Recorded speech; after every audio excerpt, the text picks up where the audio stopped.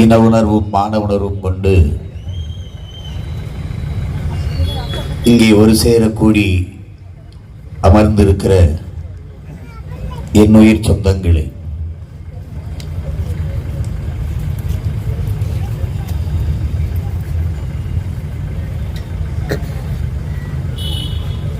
இங்கே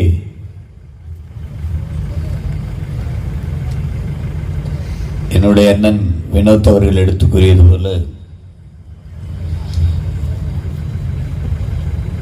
என் அன்பிற்கினிய தம்பி பகுஜன் சமாஜ் கட்சியினுடைய தமிழ்நாட்டு தலைவர் ஆம்ஸ்ட்ராங் அவர்கள் படுகொலை செய்யப்பட்டிருக்கிறார்கள்.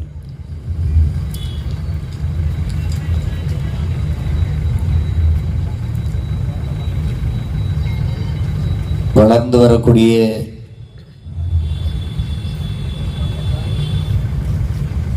ஒரு சமூக மாற்றத்திற்கு உழைக்க வேண்டும் என்கிற உயர்ந்த நோக்கமுடைய ஒரு தலைவர்,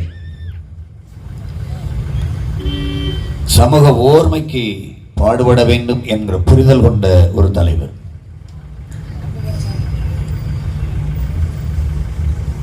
எங்களைப் போலவே தமிழ் சமூகத்தின் ஓர்மைதான் அந்த இனத்திற்கான அரசியல் வலிமையும் அதிகார வலிமையையும் தரும் என்கிற நம்பிக்கை கொண்ட தம்பி அவர்.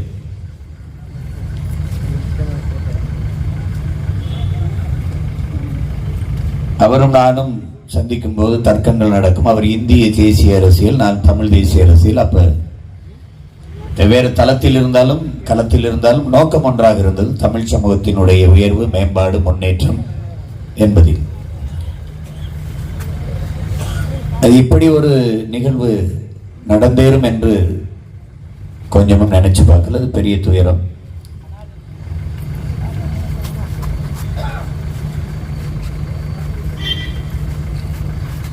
தம்பிக்கு என்னுடைய கண்ணீர் வணக்கத்தை செலுத்தினேன். இப்போதும் என்னுடைய கண்ணீர் வணக்கத்தை செலுத்தி அவரை இழந்து வாடுகிற குடும்பத்தினுடைய துயரில் பங்கேற்கிறேன். அவரோடு இணைந்து களத்தில் நின்ற அன்பு தம்பி தங்கைகள், உறவுகள் அனைவருக்கும் என்னுடைய ஆறுதல்.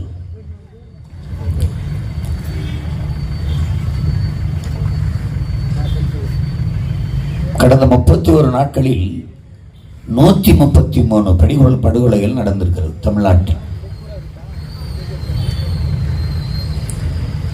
ஊடகவியலாளர்கள் எல்லாம் கேட்பார்கள், சட்டம் ஒழுங்கு எப்படி இருக்கிறது என்று. நீங்கள் இப்படி ஒரு கேள்வியை கேட்கிற நிலையில் இருக்கிறது என்பதுதான் என்னுடைய பதிலாக இருந்திருக்கிறது.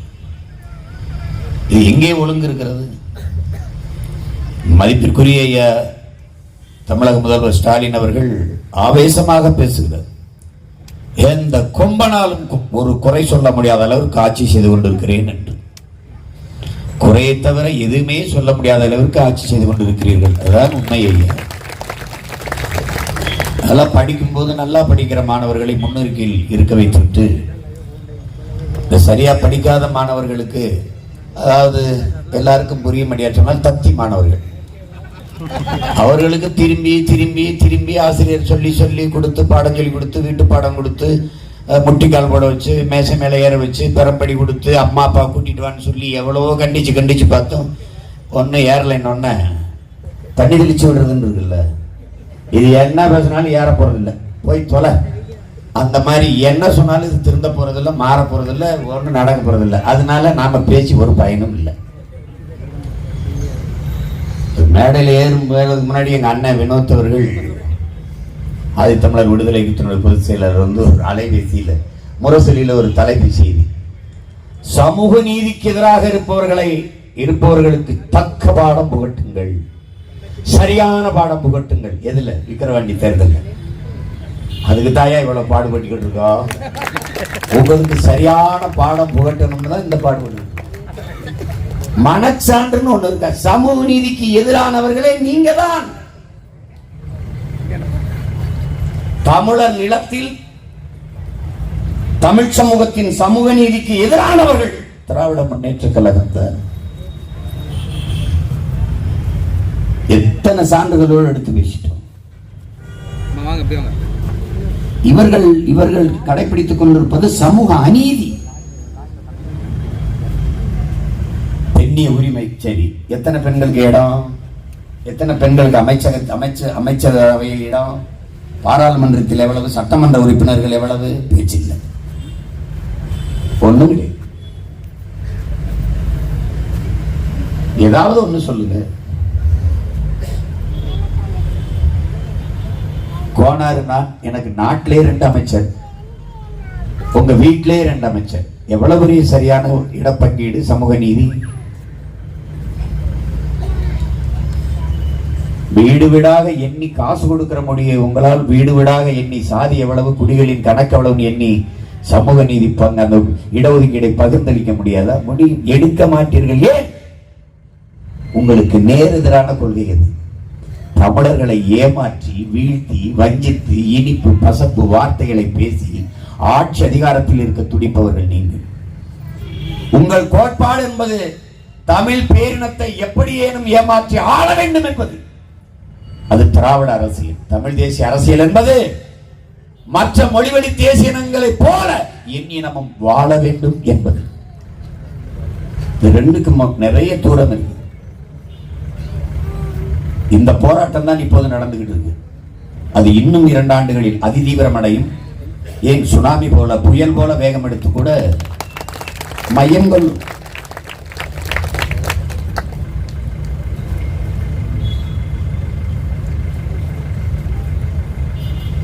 இவர்கள் ஏமாற்றுவார்கள், நம்மை எடுக்க மாட்டார்கள். பாரதிய ஜனதா எடுக்க வேண்டும், மத்திய அரசு எடுக்க வேண்டும் என்று இடஒதுக்கீடு கொள்கைக்கு இடஒதுக்கீடு என்ற வார்த்தையை ஒதுக்கி இடப்பகிர்வு, இடப்பங்கீடு என்றுதான் சொல்லணும். இடஒதுக்கீடுன்னா அவனுக்கு ஒதுக்கி விடு, அதிலே ஒதுக்கி விடுதான். ஏன் என்ன ஒதுக்குற? பக்கத்தில் இருக்கு உரிய பங்கு கொடுறா, அதான்டா இடப்பகிர்வு, இடப்பங்கீடு. சாலை போடுதலுக்கு 100 கோடி ஒதுக்கு. ஏரி குளங்களை தூர்வார 100 கோடி ஒதுக்கீடு. பள்ளிக்கூடங்களை சீரமைக்க 500 கோடி ஒதுக்கீடு. என்னங்க ஒதுக்கீடு? நீங்க ஒண்ணுமே நடக்கல. இன்னொரு தடவை சொல்லுங்க. 1000 கோடி ஒதுக்கீடு. இன்னொரு தடவை அடுத்த மஞ்சள் ஒதுக்கிட்டோம், அவ்வளவுதான். அது மாதிரிதான் இட ஒதுக்கீடு. அந்த ஒரு ஒதுக்கு வேணா, இங்க வா, உரிய இட பகிர்வை பங்கீட்டு நீ தரமாட்ட, நாங்க வந்து அதை நடத்துவோம், விட மாட்டோம். அப்ப தெரிஞ்சிரும்ல, நீ எவ்வளவு நாள் எங்களை ஏமாற்றி இந்த பதவி சுகத்த பதவியில அதிகாரத்தில் இருந்து அனுபவிச்சுட்டு இருந்தீங்கன்னு தெரிஞ்சிடும்.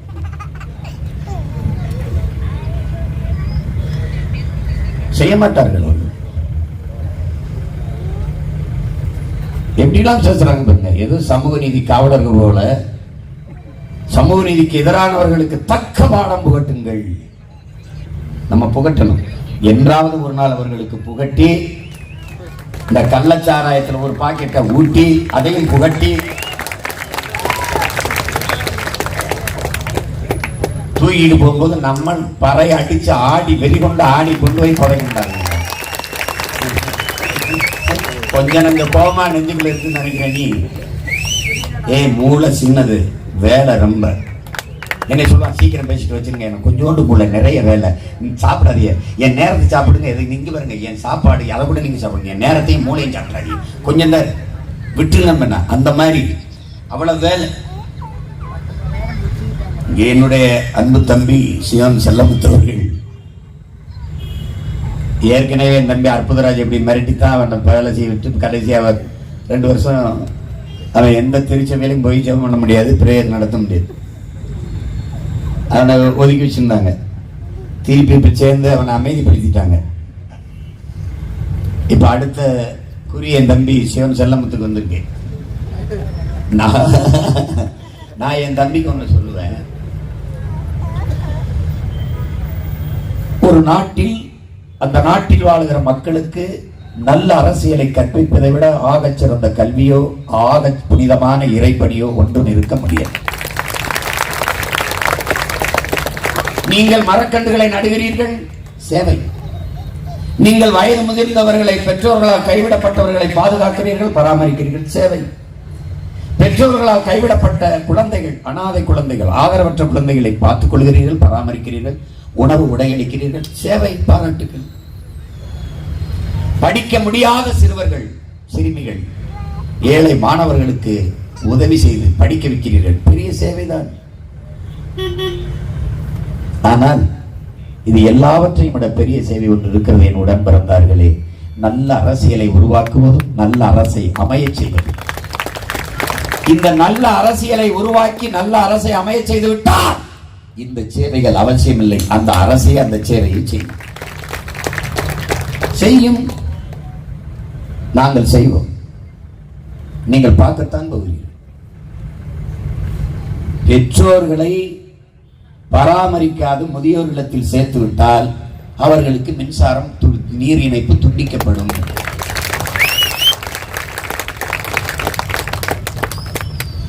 குழந்தைகளை அநாதை இல்லத்தில் விட்டால் அதே நிலைதான். ஒரு சலுகையும் கிடையாது. குடும்ப அட்டையை தூக்கிட்டு குடும்ப அட்டை பாப்பா, நீ இந்த நாட்டின் குடிமகனா இருக்கவே தகுதியற்றவன். பெற்ற தாய் தந்தையை பெற்ற குழந்தைகளை நேசிக்காத நீ மனிதனே இல்லை. உன்னை எப்படா நான் நேசிக்கிறது? வெள்ளப்படா, அவ்வளவுதானே, அவ்வளவுதானே. அப்புறம் எதுக்கு நீ வாழ்ற? எங்க அப்பா சின்ன வயசுல இருக்கும்போது எனக்கு கதை சொல்லிட்டே இருப்பார். ஒரு வயசான தாத்தாவுக்கு அவங்க அம்மாவும் அப்பாவும் ஒரு பழைய சட்டி இருக்கு பாருங்க, நாய்க்கு சோறு வைக்கிற சட்டி இருக்கு பாருங்க. அந்த சட்டியில வயதான காலத்துல 80 வயசு 85 வயசான பிறகு இந்த சோறு, பழைய சோறு, அதை இந்த வெஞ்சனம் ஒன்னா போட்டு அப்படி ஓரத்தில் தட்டி ஒரு எங்க கோழி ஆடு மாடுலாம் கட்டி கிடக்கும். அந்த கூட்டத்தில் போய் சாப்பிட்டு படுபடி. ஒரு நாள் தாத்தா செத்து போனார். அடகு பண்ணிட்டு வந்த பிறகு அந்த பேரன் நம்மள மாதிரி ஒரு ஆளு போய் அந்த சட்டி எடுத்து பத்திரமா எடுத்து ஒரு இடத்துல வைக்கிறான். இது ஏன்டா மானே வைக்கிறேன்? இல்லப்பா கொஞ்ச நாள் கழிச்சு உங்களுக்கு தேவைப்படும்லப்பா. புரியுதுன்னு நினைக்கிறேன். தம்பி, நீ என்ன விதைக்கிறியோ அதான் முளைக்கும் தம்பி. நீ விதைச்ச வேணா ஒரு நாள் முளைச்சு நிக்கும் பாரு உனக்கு எதிரா. இந்த வந்திருக்கு பாரு, முளைச்சு வருது பாரு. உன்னை துணைக்காம நடந்து போறது. மத்தவெல்லாம் மறப்பான். சொல்லுவாங்கல்ல, பல ஆண்டுகளாம் வஞ்சம் வச்சு அந்த பாம்பு கொத்தி படுத்திருக்குன்னு. அவ்வளவு நெஞ்செல்லாம் வஞ்சம். உங்களை மொழிக்காம போக மாட்டேன். என் தங்கச்சி சொல்லிட்டா. நான் கேட்கிறேன் ஒரு கேள்வி. பாரதிய ஜனதாவை நீ தோக்கடிச்ச, மகிழ்ச்சி. பாமக தோக்கடிச்ச, அதிமுக தோக்கடிச்ச, என்னையும் தோக்கடிச்ச. என்ன மயத்துக்கடா காங்கிரஸ் ஜெயிக்க வச்ச?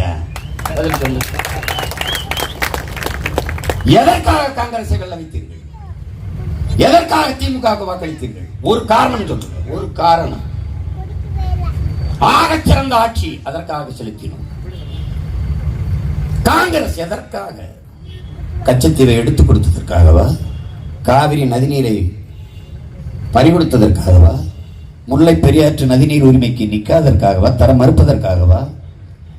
உன் மொழி உன் மாநிலத்தில் உன் தாய் நிலத்திலே ஆட்சி மொழியாக ஆக முடியாமல் தடுத்ததற்காகவா? எதற்காக சொல்? உன் தாய் நிலத்தில் உன் தாய்மொழியில் நீதிமன்றத்தில் வழக்காடு உரிமை பெற முடியாமல் அல்லாடுகிறையே, அதை தர மறுப்பதற்காகவா? கண்ட நச்சு ஆலைகள், மீத்தேன், ஈத்தேன், ஸ்டெர்லைட், அணு உலை என்ற நச்சு ஆலைகள் எல்லாம் உன் தாய் நிலத்தில் நீதி உன் நிலத்தை, நீரை, காற்றை எல்லாவற்றையும் நாசமாக்கியதற்காகவா? எதற்காக வாக்கு செலுத்தினாய்? ஒன்று சொல், ஒன்று சொல். நீ அடிமைப்பட்டு கிடந்தாய். உலகம் முழுமைக்கும் பரவி வாழ்கிற ஒரு தேசியத்தின் மக்கள், 26,000 மக்கள் தொகை கொண்ட ஒரு இனம் விடுதலை அடைந்து பெருமையோடு சுதந்திரமாக வாழ்கிறது. உலகில் 13 கோடி மக்கள் தொகை கொண்ட தேசியத்தின் மக்கள் தமிழர்கள். முதல் குடி, முதல் மாந்தன் தமிழர், முதல் மொழி உலகில் தமிழ். இது என் தாத்தன் தேவனைய பாவாணர் சொன்னார். என் தாத்தன் மொழி பற்றி இனப்பட்டுல போய் சொல்றான். சரி, சீமான் சொல்றான், போய் சொல்றான்.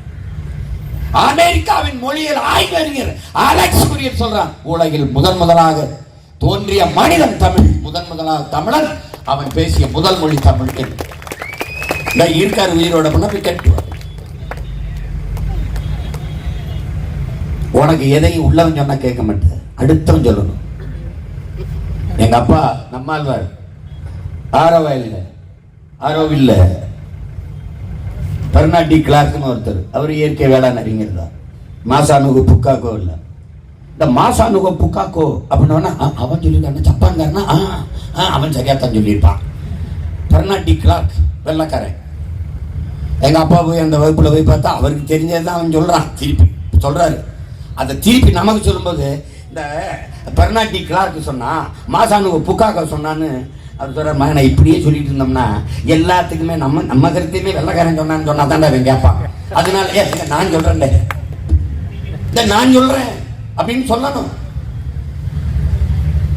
உனக்கு எது ஒன்றையுமே பிறர் சொன்னால்தான் அது பெருமையா தெரியுது, சரியா தெரியுது.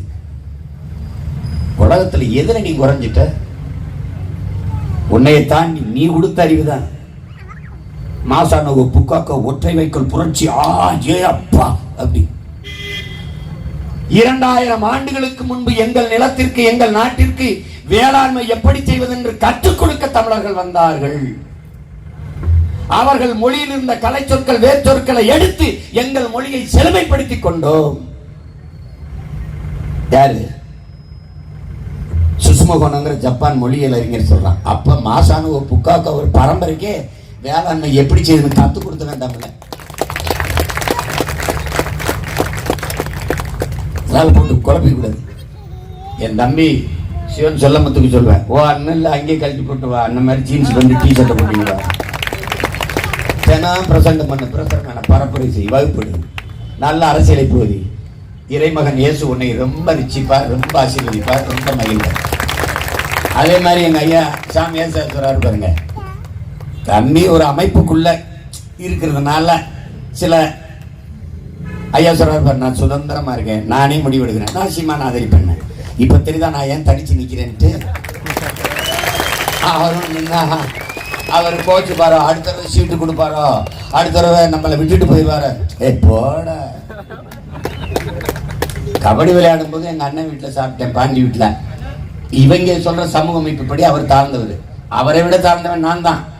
ஆனா அந்த ஊர்ல அவர் தாழ்ந்தவர். சாப்பிட்டேன்னு ஊர் பஞ்சாயத்து. நான் படிக்கும் போது கல்லூரி 1ஆம் ஆண்டு ஊருக்கு போய் கபடி விளையாட்டு நேரம் ஆயிடுச்சு. அங்கே சாப்பிட்டு அண்ணன் வீட்டில் படுத்துட்டேன். அதை எங்கள் ஊருக்காரங்களாம் பார்த்து அந்த வீட்டில் போய் சாப்பிட்டு மயம் படுக்கிறான். என்ன பஞ்சாயத்து. எங்கள் அப்பா ஏதோ மாடு பிடிச்சிட்டு வந்து தண்ணியை கட்டிட்டு வந்தார். என்னங்க அப்படின்னு. இல்லை அதாவது உன் மயம் அப்படின்னு. என்ன அதுக்கு ஊரை நான் அந்த ஊரை ஒதுக்கி வைக்கிறேன் போடான்னு போயிட்டு. அதுதான் நீ என்ன என்னைய ஒதுக்கி வைக்கிறது, நான் ஊரை ஒதுக்கி வைக்கிறேன் போன்ட்டு. அதுக்கு மன்னிப்பு கேட்கணும். கடைசி ஊர்ல பெரியவங்களாம் வந்து மன்னிச்சுக்க பையே அப்படின்னா, அவன்கிட்ட பேசாத இன்ன பேச்சுன்னெல்லாம் பேசுவான். அவங்க அப்பாட்ட சொல்லி பாருங்க, அவர் ஊரை விட்டு ஒதுக்குறீங்கள, நான் ஊரை ஒதுக்கி போயிட்டேன்ட்டு. நான் எதுக்கடா வரப்போறேன், உனக்கு தண்ணிக்கு வரப்போறேன், நான் உழுக உழவுக்கு வரப்போறேன், நான் சாப்பாட்டுக்கு வரப்போறேன், எனக்கு நல்லா இருக்கு உழுகிறேன் போயிட்டு இருக்கேன். நான் யாருக்கு பயப்படணும்? நான் முடிவு பண்ணுவேன். 234 சீட்டு இந்த தொகுதி என் தங்கச்சி, அந்த தொகுதி ஜெனிஃபர், அந்த தொகுதி காளியம்மா, இந்த தொகுதி இந்த தொகுதி நான் முடிவு பண்ணுவேன். 20 பெண்கள் 20 ஆண்கள் முடிவு. அப்படி ஒண்ணு முடிவு எடுக்கலைன்னா நீ உன்னுடைய தனித்துவத்தை இழந்துருவ. அது மாதிரி ஒரு கேடுகட்ட நிலைமை ஒண்ணும் இல்லை. அவர் கோச்சு பாரு. அவன் அறிஞர் பெர்னாட்ஷாவோ ஆல்பர்ட் ஐன்ஸ்டீனாவோ இருந்தாலும் பார்க்கலாம். சரி ஏதோ பெரிய பெரிய ஆளுடா வின்சன் அவன் வில்லியம் ஏதாவது சொல்ல முடியல, வின்சன் சர்ச்சில் அப்படின்னாலும் பார்க்கலாம். இது வெறும் எச்சில். இதுக்கு போயிட்டு எதுக்கு நீ மயங்கி வச்சுக்க? அதுக்கு ஒண்ணும் தெரியும். 10 சீட்டுங்க காங்கிரஸுக்கு. விடுதலை சிறுத்தைகளை விட பெரிய கட்சியாங்க காங்கிரஸ்? சொல்லுங்க. ஒரு 10 வேணா எங்க அண்ணனுக்கு ஒரு 5 சீட்டு கொடுத்துருக்கலாம்ல. ஒரு பொது தொகையான கேட்ட அதே கொடுத்துருக்கலாம்ல. ஆனால் விடுதலை சிறுத்தைகளின் ஓட்டு, ஆதி தமிழ் குடிகளின் ஓட்டு எல்லாம் மேடா நீங்க 30க்கு 40க்கு 40 வென்றீங்க. காங்கிரஸ் 10 இடத்துல. இன்னொரு தாய் நிலத்தில் உன் இன விடுதலைக்கு போராடிய ஒரு உன் இன மக்களை கொன்று குவித்த கட்சி காங்கிரஸ். இது யாரும் இருக்க முடியாது. சிங்களனுக்கு தமிழர்களை, தமிழ் மறவர்களை, விடுதலை புலி வீரர்களை கனவில் கூட போரிட்டு வெல்ல முடியும் என்கிற நம்பிக்கை வராது. எனக்கு தெரியும், கனவுலே வராது. அவனுக்கு ஆயுதம் கொடுத்து பணம் கொடுத்து 80,000 கோடி வட்டி இல்லாத கடனை எண்ணி கொடுத்த காங்கிரஸ் கட்சி. ஆயுதம், பயிற்சி, போர்க்கப்பல், ராணுவ வீரர்கள் எல்லாரையும் அனுப்பி சண்டை போட வச்சு நம்மளை வீழ்த்தி, நம்ம அக்கா தங்கச்சியை வன்புணர்வு செய்து, கொலை செய்து, பச்சில குழந்தைகளை குடல் செதி, தலை செதிரி, கால் செதிரி சாக வச்சு கொன்னு, ஒரு இனம் உலகத்தில் தன் இனத்தை கொன்றவனுக்கு வெல்ல வைப்பான யாரார் சொல்ற? உலகத்தில் எவனையார் சொல்ற? ஆரப்பிடிச்ச கூட செய்ய மாட்டான். மூளைங்கிற உறுப்பு, உணர்ச்சி சுத்தமாக கூட செய்ய மாட்டான். இப்படி கன்னடனுக்கு, தெலுங்கனுக்கு, மலையாளிக்கு, பீகாரிக்கு குஜராத்துக்கு நடந்திருந்தா விடுவானா? விடுவானா? மானத்திற்காக உயிரை விட்டாய். அந்த மானத்தை காக்கத்தான் போராடி உயிரை விட்டார்கள். 50,000 மாவீரர்கள் நிலத்திலே போரிலே பலியானார்கள். 5 லட்சத்திற்கு மேற்பட்ட இன சொந்தங்கள். யாருக்காக? நான் சுதந்திரமாக வாழ வேண்டும் என்பதற்காகத்தான், நாம் பெருமையோடு வாழ வேண்டும் என்பதற்காகத்தான். நீ வேணாப்பா, அங்கீகரிக்கப்படாத நாடுகளின் விளையாட்டு போட்டியிலே தமிழீழம் கால்பந்திலே முதலிடத்தை வென்று வருகிறது. வென்று வருகிற போது தமிழீழ தேசிய கொடி மேலே ஏறுகிறது. உன் தாய்மொழி தமிழிலே ஏறுது கொடி ஏறுது என்று உன் தாய்மொழி தமிழிலே உலக அரங்கிலே தமிழனின் தேசிய கீதம் பாடப்படுது. இதற்காகவாது இவங்களை கொண்டல் மாலையாடா, தோகடிகள் மாலையாடா? எதுக்கு காங்கிரஸ் ஓட்டு போட்ட நீ சொல்லு. நான் உன்ட்ட கேட்கல, ஓட்டு கேட்கல, முடிவு பண்ணிக்கிறேன் போட மாட்டான் அப்படின்னு. இந்த கிறிஸ்தவர்கள், இஸ்லாமிய பெருமக்கள், என்னரும் சொந்தங்கள், என் தம்பி சிவன் செல்லமுத்து, எங்க ஐயா சாமியார் சொல்ற மாதிரி அதுல ஒரு தப்பு இருக்குங்க. ஒரு என்ன புரிதல் இருக்குன்னா, பாவங்கள் மன்னிக்கப்படுதுங்கிற இறைவாக்கியம் இருக்கு பாருங்களேன். அதை அப்படியே ஏற்றுக்கிட்டதுனால இந்த பாவிகள் செய்யற பாவங்களை எல்லாம் மன்னிச்சு போட்டுறாங்க. இதாங்க பிரச்சனை. உண்மைதானுங்க? ஆமா, ஆயரே சொல்லிட்டார், அது பேராயரே சொல்லிட்டார். மறுபடியும் பிரச்சனை இங்கதாங்க இருக்கு. பாவங்கள், அதனாலதான் இந்த பாவி ஐயா சொல்றாரு பாருங்க. அவன் இந்த பாவியா இருந்தாலும் அந்த காவியை எதிர்க்க இந்த பாவி விட்டால் வேற வழி இல்லை. அவனை விடு, தூய ஆவிகள் நாங்க இருக்கோம், எங்களை வச்சு பாப்பா சும்மா ஒண்ணுதான் சொல்லுவேன். என் சொந்தங்கள்கிட்ட, என் அருமை தம்பிதங்கள்கிட்ட, என் தங்கச்சி அபிநய சொன்ன மாதிரி, நான் வாக்குக்காக நிக்கிறது ஓட்ட பறிக்கணும்னு நான் சொல்லியிருப்பேன். நான் வந்தா ஒவ்வொரு வீட்டுக்கும் 2 ஃபுல்லு வாரத்துக்கு 2 கிலோ ஆட்டுக்கறி, 2 நாட்டுக்கோழி, வேற என்ன வேணும்? சமைக்க அது நம்ம தான் சாப்பிடணும், அவங்க எல்லாம் சாப்பிடுவாங்க. அதுக்கு கோச்சிக்கிறாங்க. மாட்டுக்கறி சாப்பிட சொல்றீங்களே, இஸ்லாமியர்களை பன்னிக்கறி சாப்பிட சொல்றேன். நீ மாட்டுக்கறி சாப்பிடலடா, அது மாதிரி அவன் பன்னிக்கறி சாப்பிடல. ஆனா நான் 2 கறியும் சாப்பிடுவேன். என் பக்கத்துல இருந்து உனக்கு எச்சி விடுற மாதிரி வச்சு சாப்பிடுவேன். இந்த கையில மாட்டுக்கறி, இந்த கையில பன்னிக்கறி, பாடா சாப்பிடுவேன். அவனுக்கு அது பிடிக்கல, உனக்கு இது பிடிக்கல, விடு. அவரை சாப்பிட சொல்லுவியா? அவரை சொல்ல, என்னைய சொல்ல வருது. நீ சாப்பிடுவியான்னு கேளு, அதெல்லாம் உணவு, உடை, உறை, வாழ்விடம். உணவு, உடை, இந்த வழிபாடு எந்த சாமி வாழ்விடம் தீர்மானிக்கும்டா. எனக்கு கொலை தெய்வம் காளி. என்னை போய் ஐயனார் அணியம் கும்பிடுங்க, அவனையும் பார்த்த பாட்டம் தானே கும்பிடுவேன். ஆனா என் குலதெய்வம்னு இருக்கு, என் குலம் முன்னோர், நான் அதான் கும்பிடுவேன். நீ ஐயனாரை கும்பிடணும், கற்பனை சாமியை கும்பிடு, கற்பனை சாமி கும்பிடணும், இந்த இடம் சுடலமான கும்பிடு. இந்த வேலையெல்லாம் உனக்கு வேலை இல்லை. திரும்பி பேசக்கூடாது. என்னை உங்க ஐயா அப்துல் கலாம் இந்திய குடியரசுத் தலைவராக இருந்து என்ன பண்ணிட்டார்? மீனவர் சாவுக்காக அவர் பேசவே இல்லையா? நான் பேசுறேன்லடா. என்னை போய் அணுகுண்டு தயாரின்னு சொல்லாரா? அவரை ராமேஸ்வரத்தில் போராடன்னு சொல்றாரு. பைத்தியக்காரப்பட என் வேலை என்ன செய்ய அவர் வேலையை முட்டாப்பட போராடிட்டு டீ போட தரணும், போட்டா போடணும், டீ போட்டு சேர்ப்ப அடிய அவனுக்கு என்ன தெரியுமா செய்ய? பைத்தியக்காரப்பட என்ன தியாகம் பண்றது? தோசை மாஸ்டர் போய் புரட்டா போடு சார், வராது சார், போடு. அவன் கொதிக்க என்ன செடிட்டு இருக்க மாண்டையில போடு. இவங்களை வச்சுக்கிட்டு என்ன பண்ணுவீங்க? கூறு மாதிரி தெரியாது கொங்கா பயில வச்சுக்கிட்டு தொட்டதுக்கெல்லாம் ஒண்ணு இல்லை. அது சிபிசிஐடிக்கு மாத்திரம், சிபிஐக்கு மாத்திரம். ஏன் மாத்திரம்னு சொல்லிட்டு போறேன். எதுங்க அதை மாத்திர, இதை மாத்திர, அங்க மாத்திர. நீயே சொல்லு. கள்ளக்குறிச்சியில கள்ளச்சாரம் குடிச்சு செத்து போனாங்க. வித்தான், குடிச்சான், செத்தான். குற்றம் வெளிப்பட தெரிஞ்சிருச்சு, வித்தவை அறிஞ்சிருச்சு. அடுத்து என்ன வேணும்? நடவடிக்கை. கோகுல்தாஸ் ஒரு நீதிபதி தலைமையில விசாரணை கமிஷன் 3 மாதத்திற்குள் அவர் அறிக்கை தாக்கல் பண்ணுவார். அதுக்கப்புறம் என்ன பண்ணுவேன்? எதுவுமே சரியில்லைன்னா அந்த கொடுத்த 10 எடுத்து திருப்பி வாங்குவியா? அதான் கொடுத்துட்டியா, முடிஞ்சு போச்சுல, போ, வேற வேலையை போய் பாரு, போ. கேவலம். ஒன்றுதான் என் உடன் பிறந்தார்கள் புரிந்து கொள்ளும்.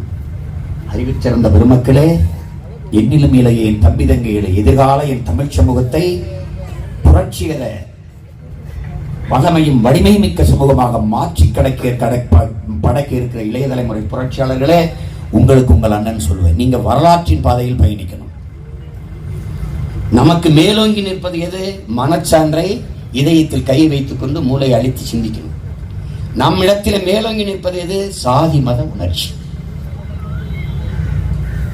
நமக்கு மறைக்கப்பட்டது எது? இருந்திருக்க வேண்டிய உணர்ச்சி மொழி இன பற்று.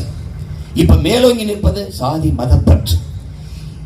எது இருக்க வேண்டுமோ அதை மறைத்து, எது மறைக்க வேண்டுமோ அது மேலோங்கி இருக்கிற மாதிரி திட்டமிட்டு ஊட்டப்பட்டிருக்கு. மார்க்ஸ் மதம் ஒரு அது இதயமற்றவர்களின் இதயம்ங்கிறார். மனிதன் உருவாக்கியதான் மதமும் மார்க்கமும் தானே ஒழிய மார்க்கமோ மதமோ மனிதனை உருவாக்கவில்லை. மதம் தோன்றியது எப்போது? சாதி தோன்றியது எப்போது? மொழி இனம் தோன்றியது எப்போது என்ற வரலாற்று ஆய்வை நீ படித்து பயணித்து பார்த்தாலே நீ தெரிஞ்சிருவ, நிமிர்ந்துருவ. இதை நன்கு கவனிச்சுக்கணும். இப்ப நீ பார், இங்கே தமிழ் நிலத்தில் இந்திய பெருந்து துணைக்கண்டத்தில் சாதி மத அரசியல் தான் இருக்கிறது. சாதி மத அரசியல். அதுல RSS, பிஜேபி, அவ்வப்போது இந்தி, சமஸ்கிருதம் என்று அவர்கள் தாய்மொழியை பேசுவார்கள் வெளியே மற்ற தேசிய இனங்களின் மொழியை பற்றி அவர்களுக்கு கவலை கிடையாது. இதனால பார்த்தீங்கன்னா முதலில் என்ன தோன்றுது? மனிதனின் உழைப்பில் இருந்து தோன்றியது மொழி. மார்க்ஸ் சொல்ற மனிதனின் உழைப்பில் இருந்து தான் மொழி தோன்றுகிறது.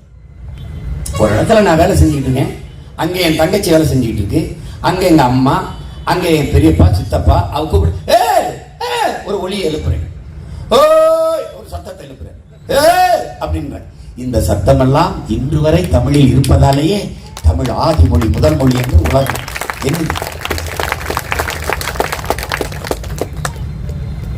உலகில் எல்லா மொழிகளின் முதல் எழுத்து முதல் ஒளி அகர ஒளியில் தொடங்குது. உலகின் எல்லா மொழியும் அது மாதிரி அன்னை தமிழ் மொழியும் ஆவில் தொடங்குவதாலே நமது பாட்டன் அகர முதல எழுத்தெல்லாம் ஆதி பகவன் முதற்றே உலகுங்கிறான். இவன் அதுதான் பிக் பேங் தியரி அன்னைக்கே பண்ணிட்டான். சூரியனில் ஏற்பட்ட பெருவெடிப்பில் பிறந்த கோள்கள் தாண்டா இத்தனையும், அதில் ஒன்று தாண்டா பூமின்னு அவன் பாடிட்டான். ஆதி பகவன். பகவன்னா என்ன? சூரியன். ஆனால் 17ஆம் நூற்றாண்டில் முதல் நூற்றாண்டில் எழுதிய வள்ளுவ பெருமகனாருக்கு பொழிப்புரை 17ஆம் நூற்றாண்டில் வந்த பரிமேல் அழகர் என்ற பிராமணர் ஆதி பகவன், ஆதி திராவிட பரட்சி பகவான் பிராமணர், இரண்டு பேருக்கும் பிறந்தவன் வள்ளுவன். அதனால் அவ எங்க ஆளுன்னு பூநூலை போட்டு நிறுத்தினான். அது எப்ப மாறிச்சு? எங்க தாத்தா எங்க அப்பா பெரிய கிருஷ்ண பறையனார்னு வந்து வள்ளுவன் ஏன்னு போஸ்ட் வள்ளுவ பறையனார்னு அடிச்சு ஓடினவனை விட்டுட்டாங்க. உனக்கு புரியுதுன்னு நினைக்கிறேன். இதுதான் எதிர்ப்புரட்சி. ஒரு வீழ்ச்சி, அதற்கு எதிரான கிளர்ச்சி, புரட்சி. அதுலதான் நீ வெல்ல முடியும், எழ முடியும், வாழ முடியும். அப்படி நீ நன்கு கவனிச்சினா முதலில் தோன்றியது மொழி. அந்த மொழியை பேசக்கூடிய ஒரு மக்களின் கூட்டம், இனம். அந்த இனம் நிலைத்து ஒரே இடத்தில் தங்கி நிலைத்து வாழக்கூடிய ஒரு நிலப்பரப்பை பெற்றிருக்குமே, ஆனால் அது தேசிய இனம். அதான் தேசம், தேசிய இனம். உனக்கு விளங்குதுன்னு நினைக்கிறேன். இது நல்லா புரிஞ்சுக்கணும். அந்த இனம் தனக்கான கலை, இலக்கியம், பாட்டு, கூத்து, நடனம், வழிபாடு எல்லாம் இதையெல்லாம் வைத்திருந்தது என்றால் தனக்கான வேளாண்மை, தனக்கான மெய்யியல் கோட்பாடு இதையெல்லாம் வைத்திருந்தது என்றால் அது பெருத்த தேசிய இனம், மூத்த இனம் என்று பொருள். அப்படின்னா எப்போ வருது? மொழி தோன்றி எத்தனை ஆண்டுகள் ஆயிடுச்சு? நீ எப்ப இருந்து வர்ற? ஆனால் உன் மதம் தோன்றி எப்போ? இயேசு பிறந்து இறந்து 2500 இவ்வளவுதான் போகுது. இவ்வளவுதான் இருக்குது. இப்ப 2024 தான். இயேசு கிறிஸ்துவுக்கு முன்பு கிறிஸ்துவுக்கு பின்பு தான் வரலாறு இவங்க கணிக்கிறாங்க. இதில் நல்லா கவனிச்சுக்கணும். இயேசு பிறந்து இறந்து 500 ஆண்டுகளுக்கு பிறகுதான் ஆங்கிலம் உருவாகுது. ஆனால் இயேசு பிறக்கிறதுக்கு 500 ஆண்டுகளுக்கு முன்பே தமிழனின் தொன்மை இலக்கண நூலான தொல்காப்பியம் இருக்கு. அப்ப எழுதப்பட்டதுல உருவானதில்லை, இருக்குதுன்னா அதுக்கு முன்னாடி இருந்து இருக்குது. தொல்காப்பியம் தான் மொழியியல் காப்பரன்கிறான். அவன் தான் எல்லாத்துக்கும் சான்று. மாயோன் மேயே காடுரை உலகு, சேயோன் மேய, மைவரை உலகு, வேந்தன் மேய, தீம்பனல் உலகு, வர்ணன் மேய, பெருமளல் உலகுன்னு பாடுறான். இந்த மெய்யல் கோட்பாட அவன் சொல்லி வச்சதான் புறான். புரியுதுன்னு நினைக்கிறேன் உனக்கு. அப்ப வடவேங்கடம் தென்குமரி ஆயிடை தமிழ் ஊரும் நல்லுலகுன்னு சொல்லிட்டாரு. நீ வடவேங்கடம்னா என்ன பண்ணிடுற? நீ இந்த திருப்பதி நினைச்சிருக்க. வட என்றால் வெப்பம், வேங்க என்றால் இடம். தக்கான பீடபூமியிலிருந்து இங்க வரைக்கும் வாழ்ந்தவன் தமிழன் அவர் பாடுறாரு. அது பொருள் புரியாம இந்த பித்திரணி. அப்ப தொல்காப்பியம் தான் உனக்கு எல்லாம் என்று சொல்கிறாய். தொல்காப்பியத்திலேயே தொல்காப்பியம் நமது மூதாதை 300 இடங்களுக்கு மேலாக நம் முன்னவர்கள் சொன்னது போல படினான். எப்படி இப்ப நாம சொன்னோம்ல, வள்ளுவ பெருமகனார் சொன்னது போல, தொல்காப்பியர் சொன்னது போல, இளங்கோவடிகள் சொன்னது போல என்று சொன்னது மாதிரி தொல்காப்பியனே 300க்கும் மேற்பட்ட இடங்களில் நம் முன்னோர்கள் சொல்லி வைத்தது போல என்று படிக்கும். அப்படின்னா அவனுக்கு முன்னாடி தாத்தன் பாட்டன் போட்டெல்லாம் இருந்திருக்கான். தெரிஞ்சுக்க ராஜா. இப்ப தெரியுமா நீ யாருன்னு? அப்ப நீ கிறிஸ்தவம்ங்கிற நபிகள், அது நபிகள் வந்து இந்த மார்க்கம், நபிகள் வர்றதுக்கு முன்பே மார்க்கம் இருக்கு. அதுக்கப்புறம் நபிகளா இருந்தா அது பெருவெளிச்சத்துக்கு பெருளவுக்கு வருது. இந்த மார்க்கம் தோன்றி எவ்வளவு நாள் ஆச்சு உனக்கு தெரியுது. அதற்கு முன்பு புத்தன், சரி ஒரு 2500 ஆண்டு வச்சுக்கிறோம். புத்தன் சாதி எப்போ வருது? புரட்சியாளர் அம்பேத்கர். நல்லா படிச்சுக்கணும். நீ படிக்க முடியல நேரம் இருக்காது. ஏன்னா இது உனக்கு தெரிய வாய்ப்பு இல்லை. எப்படின்னா, அண்ணல் அம்பேத்கரை ஒரு மாநாட்டில் பேச கூப்பிடுறாங்க. நல்லா கவனிச்சுட்டியா? கூப்பிடும்போது இவர் நம்மளை மாதிரி எதையாவது பேசி விட்டுருவாரு நினைச்சு பயப்படுறாங்க. ஏன்னா அவர் அளவுக்கு அறிவாளி எவன் இல்லை அந்த கூட்டத்தில். அவன் பேசிடுவான், எதையாவது பேசிடுவான் அம்பேத்கர்ன்ட்டு. நீங்க என்ன மாநாட்டில் பேச போறீங்களோ அதை ரிட்டனா எழுதி எங்களுக்கு கொடுங்க, சமர்ப்பிங்கன்னு. நம்மளால எழுதி கொடுத்துடுறாரு. இல்ல தயவு செய்து நீங்க மாநாட்டுக்கு வர வேணாம்ன்றாங்க. உங்களுக்கு தெரியும், இது சின்னதா ஒரு புத்தகம், அது மாநாட்டு உரை அப்படியே வெளியிட்டாரு. சாதி ஒழிப்பு. அதுல என்ன சொல்றாரு பாருங்க. அந்த பிறப்பின் அடிப்படையில் உயர்வுதால் பாராட்டுகிற, பேதம் கற்பிக்கிற, மனித பிறப்பில் உயர்ந்தவன் தாழ்ந்தவன் என்று பாகுபாடு பாராட்டுகிற இந்த வர்ணாசிரம கோட்பாடு 3000 ஆண்டுகளுக்கு முன்பு ஆரியர்கள் வருகைக்கு பிறகுதான் இது இந்த நிலத்தில் உருவாகுதுங்கிறது. அதை முதல்ல எழுதிட்டார். அடுத்த வரி, பொருள் ஈட்டுவதில் அவர்கள் மேம்பட்டவர்களாக இருந்தார்கள். அவ்வப்போது எழுகிற கிளர்ச்சிகளை தடுப்பதற்கு அவர்கள் என்ன பண்றாங்க? சாதியை கொண்டு வருகிறார்கள். இந்த சாதியை நம்ப வைப்பதற்கு மதத்தை உருவாக்குகிறார்கள். மதத்தை நம்ப வைப்பதற்கு கடவுளை கட்டி அமைக்கிறார்கள். கடவுளை நம்ப வைக்க வேத இதிகாச புராணங்களை உருவாக்கினார்கள். இது நாம் நம்பினோம், அடிமையானோம். படி இல்ல படிச்ச அண்ணன் சொல்றத கொஞ்சம் கெட்டியா புடி, ஏதாவது ஒண்ணு செய். அதுல சமய புரட்சி இல்லாது அரசியல் புரட்சி வெல்லாது. இந்த கோட்பாட்டை யார் சொன்னது? அவர் தான். அதுல என்ன சொல்றாருன்னா, டேய் சிம் ரஞ்சித் சிங் மேம் சொன்னார், ஓ எதிரி எல்லாம் கோயிலுக்குள்ள இருக்கான், ஓ ஜனம் பூரா அங்கே நிக்குது, அதை வெல்லாம நீ எப்படா நாட்டவில் வாங்கிட்டாரு? யாரு? பஞ்சாப் எம்பி சிம் ரஞ்சித் சிங் தான். என்னை தனியா ஒரு அறையில வச்சு அப்ப மண்டையில ஓங்கி ஒரு அடி அடிச்ச மாதிரி இருந்துச்சு. சரி, அடுத்து படிச்சா நம்ம யார புரட்சியாளர் அம்பேத்கர், சமய புரட்சி இல்லாத அரசியல் புரட்சி வெல்லாதரா. அப்படி நான் என்ன செய்யலாம்? இங்க பாருங்க என்ன சொல்ற. இந்த அரேபியர்களுடைய அரசியல் வெற்றிக்கு காரணம் வந்து நபிகள் நாயகத்தினுடைய மத சீர்திருத்தம் தான், அந்த கோட்பாடு தான். ஐரோப்பியர்களுடைய இந்த அரசியல் வெற்றிக்கான மார்க்கம் எக்ஸ் மார்ட்டின் லூதர் கிங் இவங்கெல்லாம் கொண்டு வந்த அந்த மத சீர்திருத்தம் தான். பிறகு என்னன்னா, சீக்கியர்களுடைய அரசியல் வெற்றிக்காரன் குருநானக்கு கொண்டு வந்த மத சீர்திருத்தம் தான். மராட்டியர்களுடைய அரசியல் வெற்றிக்காரன் மராட்டிய ஞானிகள் உருவாக்கிய மத சீர்திருத்தம் தான். இப்படியே சொல்லிக்கிட்டே வர சொல்லிட்டு வந்து கடைசியா உதாரணம் போதுமா, இன்னும் வேற ஏதாவது சொல்ல வேடான்னு கேட்கிற. அப்படி போதுமா, இன்னும் வேணுமா? இல்ல போதும், புத்தகத்தை முடி கிளம்பினேன். என்ன பண்ண? சமய புரட்சியை, பண்பாட்டு புரட்சி இல்லாது அரசியல் புரட்சி வெல்லாது. அவன் இந்து முன்னணி, நான் ஒரு சந்து முன்னணி கிடையாது, நான் வீரத்தமிழர் முன்னணி போட்ட அவ்வளவுதான். நான் வர்ற வரைக்கும் அவன் விவேகானந்தர், நல்லா கொஞ்சிட, வீர சிவாஜி, இந்த மராட்டி மன்னன் சிவாஜி தான் இந்து முன்னணியில் இருந்தாரு. நான் வந்தோடனே தீரன் சின்னமலை, எங்க பாட்டன் பூலித்தேவன், மருந்து வண்டியர், அழகுமுத்துக்கு ஒன்று வேலுநாச்சியாரம் போட்டோடனே அவர் மறைஞ்சிட்டாரு. எங்கால திருப்பி எடுத்துட்டான். தப்புன்னு நான் போட்டோம், அதே பூலித்தேவன், அதே மருந்து வண்டி. நான் வேலை வெற்றிவேல். என்னங்க பார்த்து ஒரு வேலை தூக்கிட்டாரு. கடைசியா சந்துக்கு இருந்தா அவன் ஒரு வேலை மொட்டை வேலை தூக்கிட்டு இருந்தான். அப்புறம் இந்த இதை முரசொலியில தீட்டி தீர்த்த திராவிட திருவாளர்கள், பகுத்தறிவு பகலனின் குஞ்சுகள் பிஞ்சுகள். ஐயோ பாருங்கள், இளைஞர்களை தவறா வழி நிறுத்தி விட்டாண்டே நாயே. தெருவுக்கு தெரு டாஸ்மாக் இருந்து குடிக்க வச்ச பரதேசி. நான் தவறா வழி நடத்துறேன்னா நீ சரியா வழி நடத்துற. கேவலம் எச்சிரினை. அப்ப என்ன அவங்க 2 பேரும் அப்பா மைனும் வேலை தூக்கிட்டு நான் பார்த்தேன். எங்க திரும்பதுன்னு பாருங்கடா டே. நம்ம வீட்டுல எல்லா வேலையும் இருக்கான்னு எண்ணி பாருங்கடா. கொடுமை கொடுமை. அப்ப என்னன்னு பாரு, அதுல இருந்துதான் நான் எடுத்துக்கிட்டேன். அப்ப இந்த கோட்பாட்டை நீ புரிஞ்சுக்கணும். அப்ப என்ன புரிஞ்சுக்கணும்?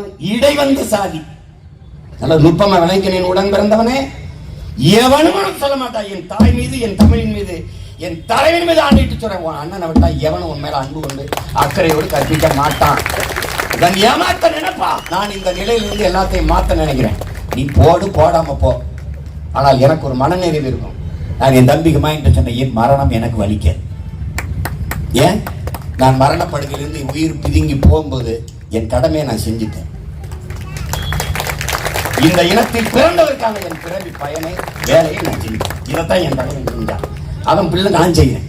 நீ கைவிடுறது என்ன இல்லடா, உன்னை. எதுக்கு நீ பயப்படுற தோற்று போனோம்னு நான் சொல்றேன் பாரு.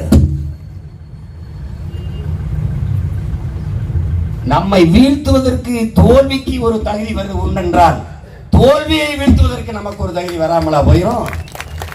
தோல்வியை தோற்கடிக்க நமக்கு ஒரு வாய்ப்பு வராமலா போயிரும்? வருது. 26ல வருது. 2 ஆண்டுகள் என் ஆட்டம் தான் இந்த நாட்டில். நீ படுத்து எங்கிறதுக்குள்ள 10 கிராமம் சுற்றிட்டு பட்டு வந்துடுவேன் நான். நீ படுத்து பல்லு விளக்கிட்டு வருவில, அதுக்குள்ள 10 கிராமம் சுற்றிட்டு வந்துடுவேன். ஒரே இடத்தில் 6 மணி நேரம் 7 மணி நேரம் நின்று பேசிட்டே இருப்பேன். நீ ஏதாவது பேசுவியா?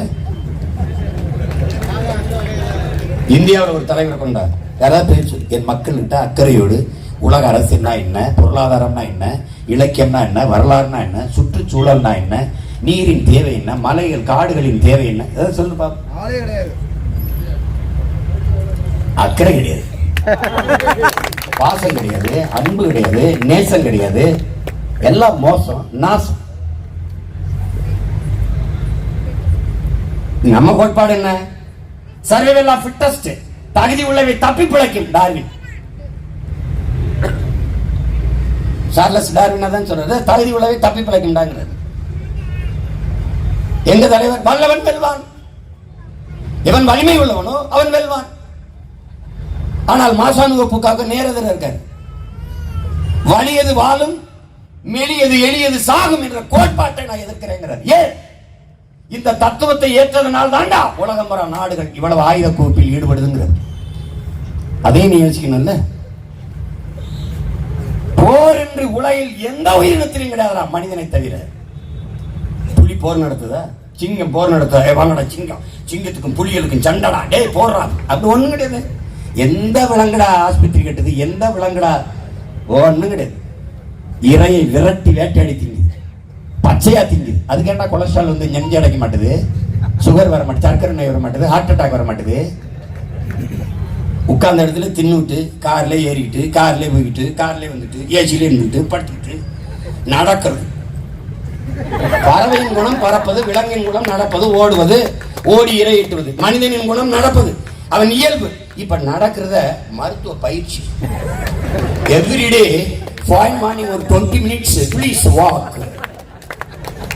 20 நிமிஷத்துக்கு அப்புறம் தான் கலோரி கொஞ்சம் எரியவே ஆரம்பிக்கும். அப்பா 45 நிமிஷம் 45 minutes per day compulsory please walk.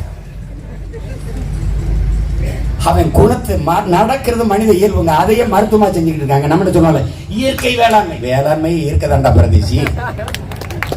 அப்ப இயற்கை வேளாண்மையின் குறிப்பிட வேண்டிய தேவை செயற்கை ஒரு அயோக்கிய பேருட்டான். பாக்டம்பாஸ் 60 20 பொட்டாசியம் சல்பேட்டு யூரியா இந்த கருமத்தை கொட்டி எங்களை சாகடிக்க வேண்டாம். இப்ப இயற்கை இயற்கைன்னு போயிட்டு இதுதான் கதை.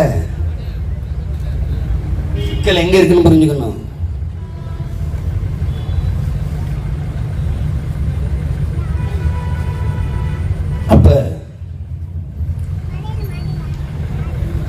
மாறுதல்ங்கிறது எங்கிருந்து வரணும்? நம்மிலிருந்து வரணும்.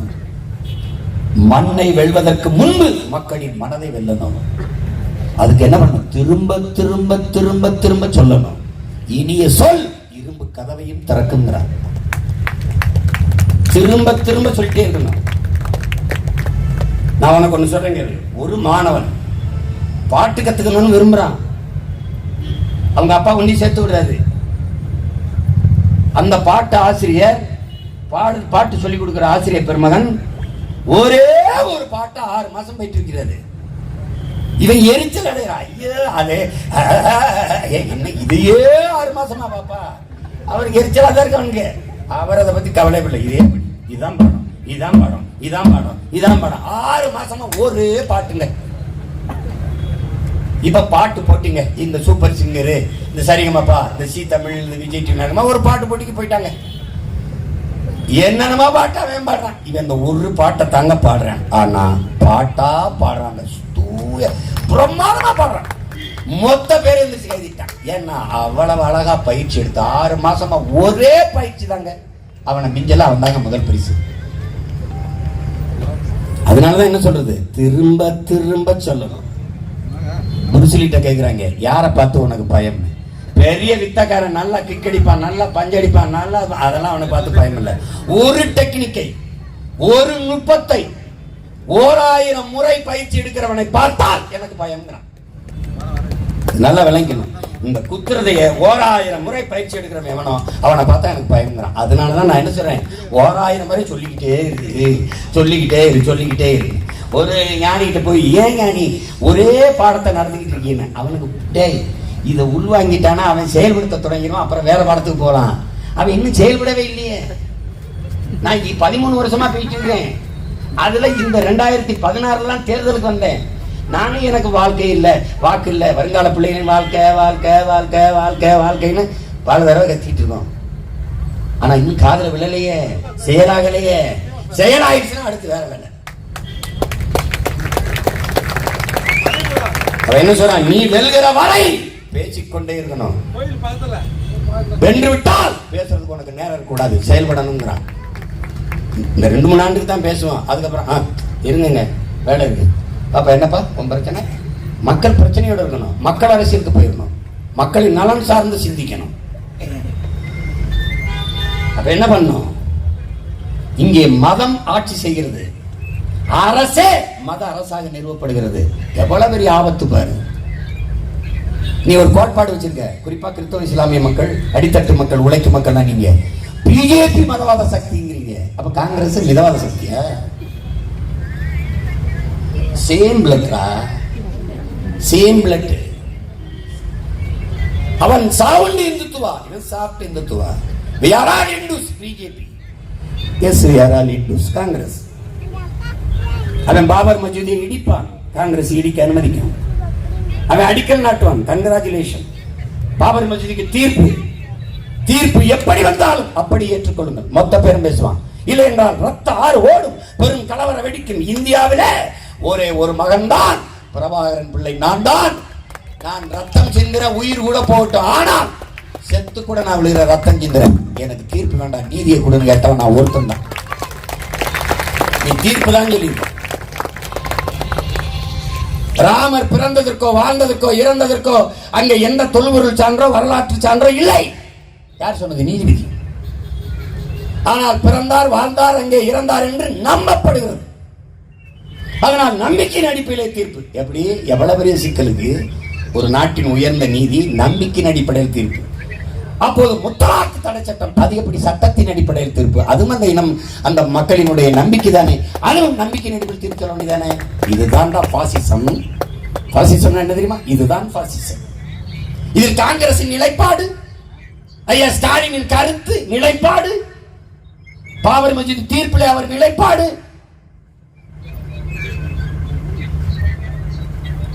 என் தம்பி பாடினால சொல்றேன், சின்னவன் மாவீர வேற ரொம்ப இந்த டிவியில போடும்போது அதை மனப்பாடம் பண்ணிட்டு வெறுப்பேற்ற மாதிரி பாடிட்டே தெரியுமா?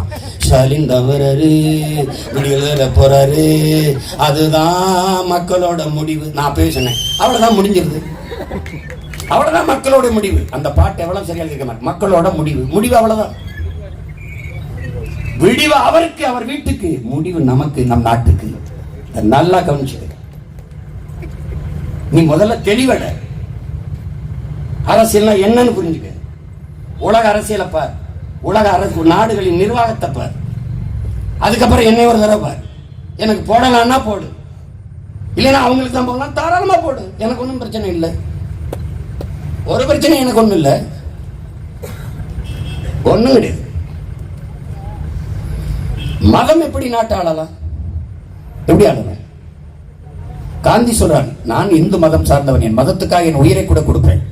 ஆனால் நான் அரசாட்சி செய்தால் மதத்திற்கும் அரசுக்கும் 5000 கிலோமீட்டர் தூரம் வைப்பேன்.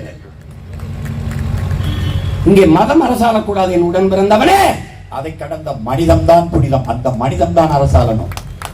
அது உன் உடன் பிறந்தவன் முன்வைக்கிற அரசியல் அதுவும் இல்லை. அரசியல் என்பது முழுக்க முழுக்க மக்களுக்கான சேவைதான்.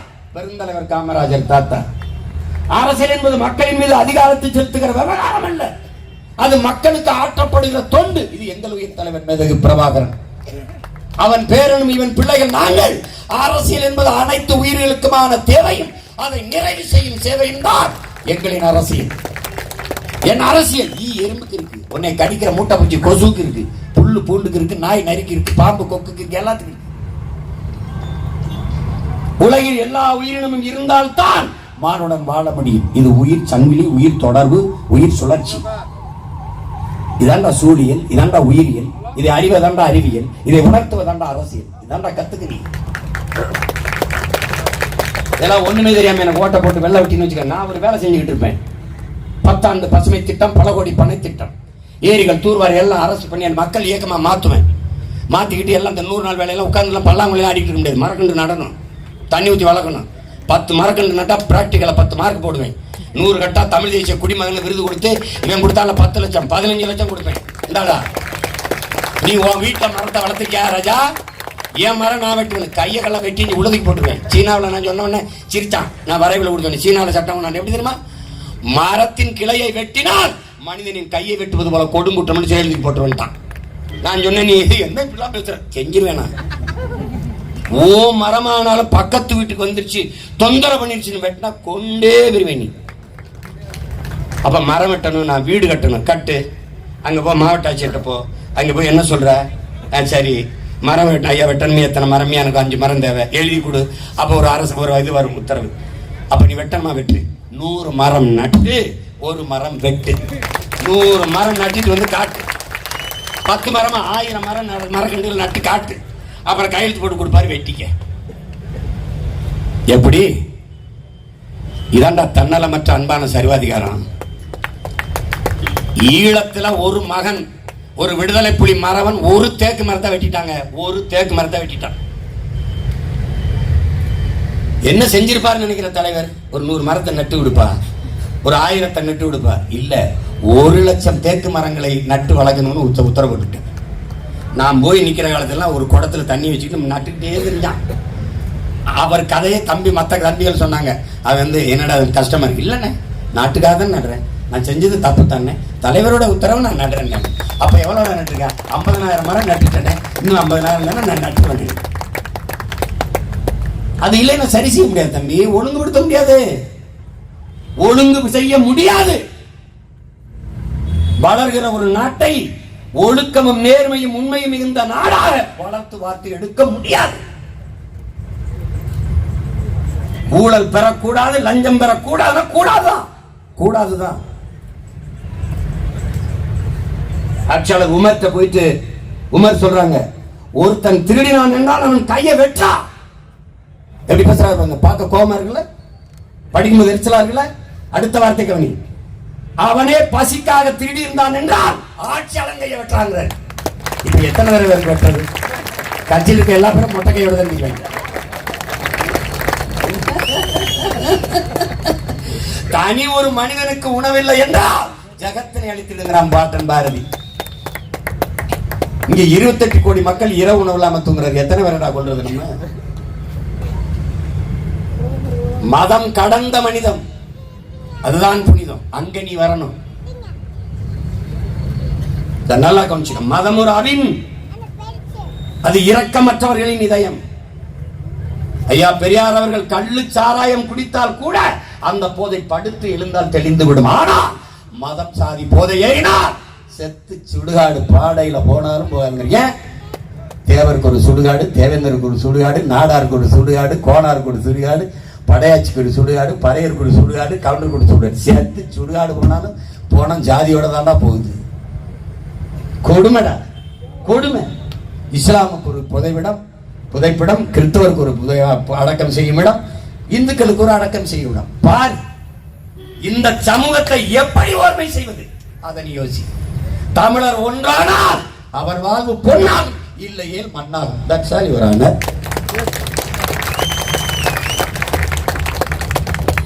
ஒன்றுபட்டால் உண்டு வாழ்வு, இல்லையே உண்டு நம்ம அனைவருக்கும் தாழ்வுங்கிறார். நல்லா கொஞ்சம் எவ்வளவு கற்பிச்சிருக்காங்கன்னு நினைக்கிறேன் நம்ம முன்னவர்கள். எவ்வளவு தமிழ் சமூகத்தின் ஓர்மையை பற்றி. இந்த மதத்தின் வேறாக சாதி இருக்குது. இதனால கொஞ்சம் சாதி மத பிளவுதான் தமிழ் சமூகத்தின் முதல் எதிரி. தமிழ் சமூகத்துக்கு மட்டுமல்ல, மானுட குலத்தின் மாபெரும் பகைவனே சாதி மதம் தான். மானுட சமூக ஓர்மையை பிரிப்பது, பிளப்பது இதுதான். அது குறிப்பாக தமிழர் இனத்தில் இதுதான். இதைத்தான் தன்னின பகை என்கிறோம். தன்னின பகை, பறையனும் படையாட்சியும் அடித்துக் கொள்வது, தேவரும் தேவனும் அடித்துக் கொள்வது, நாடாரும் கோணாரும் மோதிக்கொள்வது, சொந்த ரத்தங்களுக்குள் யுத்தம், தன்னின பகை என்பது. இதைத்தான் என் உடன் பிறந்தவனே, இதைத்தான். இதை மறந்து கடக்காமல் நீ நல்ல வழியில் நடக்க இயலாது என்பதை என்னிலும் இளைய என் தம்பி தங்கைகள் கவனத்தில் வச்சுக்கணும். நல்லா கவனிச்சு. அந்த உணர்ச்சியை ஒன்னிலிருந்து சாகடிக்க பறச்சி என்பது ஏதடா, பணத்தி என்பது ஏதடா, இறைச்சிதோல் இலக்கிலே இலக்கம் இறைச்சிதோல் எலும்பிலே இலக்கமிட்டு இருக்குதோ என்று சிவாக்கியிருப்பார்கள். சித்தர் அவை வர சாதி இரண்டொழிய வேறில்லை. நீ உனக்கு என்ன கற்பிச்சிருக்கான்? ஆமா, சாதி ஆண் ஜாதி பொன் ஜாதி. அது பாலியல் வேறுபாடுறா, ஜாதி இல்லை.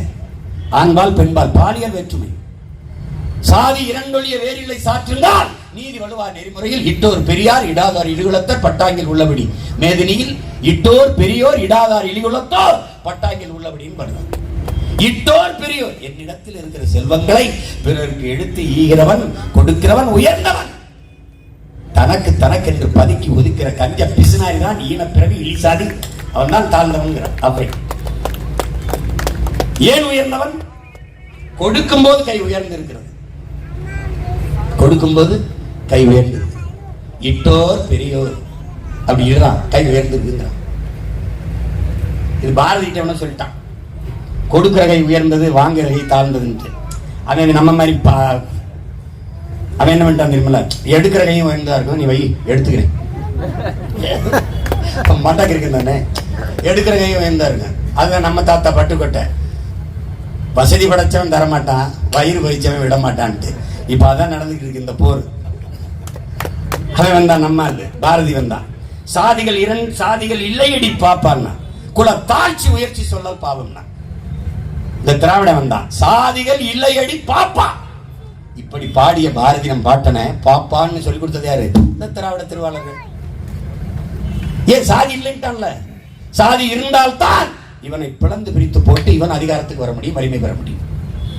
ஒரு தடவையாவது ஒரு திராவிட தலைவன் தமிழ் சமூக ஓர்மைக்கு பேசினான் என்று சொல்றார், நான் அப்படி இறங்கி போயிருந்தேன். நம் மோதலை அவர்கள் விரும்புவார்கள், திட்டமிட்டு உருவாக்குவார்கள். நம் சாவை சகிப்பார்கள், ரசிப்பார்கள், ருசிப்பார்கள் ரத்தத்தை. நம் மரண ஓலத்தை ரசிப்பார்கள். நம் ஒப்பாரியை இசை போல கேட்டு ரசிப்பார்கள். லட்சக்கணக்காக நம் இனம் செத்து விழுந்த போது நாம் கத்திய கடலை இனிய பாட்டு போல ரசித்தவர்கள். நம் பிணத்தின் மேலே நாற்காலியை போட்டு பதவியை அனுபவித்த பாதகர்கள் இவர்கள், பாவிகள். உனக்கு இன்னும் மானம் ரோசம் கோபம் வரலைனா உன்னை ஒண்ணுமே செய்ய உன்னை யாராலும் காப்பாற்ற முடியாது. அது நமக்கு எத்தனை பிரபாகரன் பிறந்தாலும் ஒண்ணும் பண்ண முடியாது. நீ என்னைக்கிடா போர்ல எதிர்கிட்ட தோத்துருக்க? உன் வரலாறு பண்ணிட்ட, படிச்சு பாரு. என்ன உன் பாட்டன் பண்டார வண்டிய எதிரியால் தோக்கடிக்க விட்டானா? கூட பிறந்த ரத்தத்துறவங்க காக்க வேண்டிய உன் பாட்டன் மருது வண்டி பாட்டி வேலை யார் எல்லாரும் எடுப்பார். தீரன் சின்னமலை எல்லாரும் எடுப்பார். புலித்தவன் அலமுத்துக்கோன்னு எல்லாரும் எடுத்துப்பாரு. எடுத்து பாரு, படிச்சு பாரு. ஒருத்தம் கூட பகையிட்ட தோக்கல. சொந்த ரத்தம், உடன் பிறந்த ரத்த துரோகம் தான். இறைமகன் இயேசு ஒரே ஒரு துரோகி யூதாசை சந்தித்தார். என் தலைவன் 1000 யூதாசுகளை சந்தித்தார். ஆனால் நான் பல ஆயிரம் யூதாசுகளை ஒவ்வொரு நாளும் கடந்து போயிட்டேன். என்னோட கூட நிக்கிறவன் கொள்கைக்காக நிக்கிறானா, என்னை கொள்றதுக்காக நிக்கிறானுங்கிற குழப்பத்திலே வெள்ளி ஓடிட்டு துரோகங்கள். தன்னின பகையால் தாழ்ந்து விழுந்த இனம் போர்க்குணம் அற்றுச்சு. அதுல ஒரு பெருமை, ஆக முன்பு முதலாக நாகரிகம் அடைந்து பண்பட்ட இனம் போர்க்குணம் அற்று போகுங்கிறான். அப்படிலாம் ஒண்ணும் இல்லை. என்னால் அம்பேத்கர் சொன்ன மாதிரி தன்னலம் என்று வருகிற போது அறிவு வேலை செய்ய மாட்டேங்குது. அவன் எமன் சத்தா எனக்கு என்னன்னு போயிடறான். இந்த கூட்டத்தில் 4 பேர் அடிச்சுக்கிட்டோம். இங்க இருந்து இருந்துச்சு, யாரும் அடிச்சுக்கிறவன் நம்மளுகளா? நம்மளுகளா யாரு? நம்ம சாதி ஆளுகளா? இவன் சாதியவை இனம்னு வச்சுக்கண்டா. நம்ம இனத்தான் என்ன இருந்தாலும் நம்ம அது சாதிடா, கர்மம் முடிச்சவன சாதி, அது குடி. இனம் என்பது ஒரு மொழியை பேசக்கூடிய மக்களின் கூட்டம் தான் உலகெங்கும் இன வரையறை. வன்னியர் என்பதே இனம் அல்ல, தேவர் என்பதும் நாடார் என்பதும் கவுண்டர் என்பதும் இனம் அல்ல, அது குடிகளின் அடையாளம். ஆனால் இனம் என்பது தமிழர்கள் என்பதுதான், நாம் தமிழர்கள் என்பதுதான் இன அடையாளம்.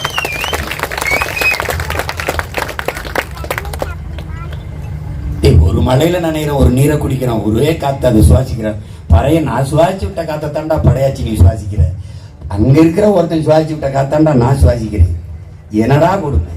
பாகிஸ்தான்ல இருந்து பெய்ந்து வர்ற மழை நீரை அவன் குடிச்சு விடுற தண்ணி ஓடியாது. மழையில பாகிஸ்தான் இஸ்லாமியரா நனைஞ்சு இந்திய நாட்டுக்குள்ள ஓடியாண்டா, பாகிஸ்தான் தண்ணி வருது தடுத்து குடிக்க அப்படி சொல்லிடுவேடா. கால கொடுமை. இது ஒரு நோய், ரொம்ப முத்திருச்சு. அதை சரி செய்யணும்னு நினைக்கிறோம். அதுக்கு தான் இந்த பிள்ளைகள் கத்துறோம். எங்க ஆதங்கத்தை, எங்கள் ஆண் மனதின் வலிய, அதனால வர்ற மொழியை நீங்க உணர்ந்துட்டீங்கன்னா நம்மளை எந்த கொம்பனாலும் வீழ்த்த முடியாது.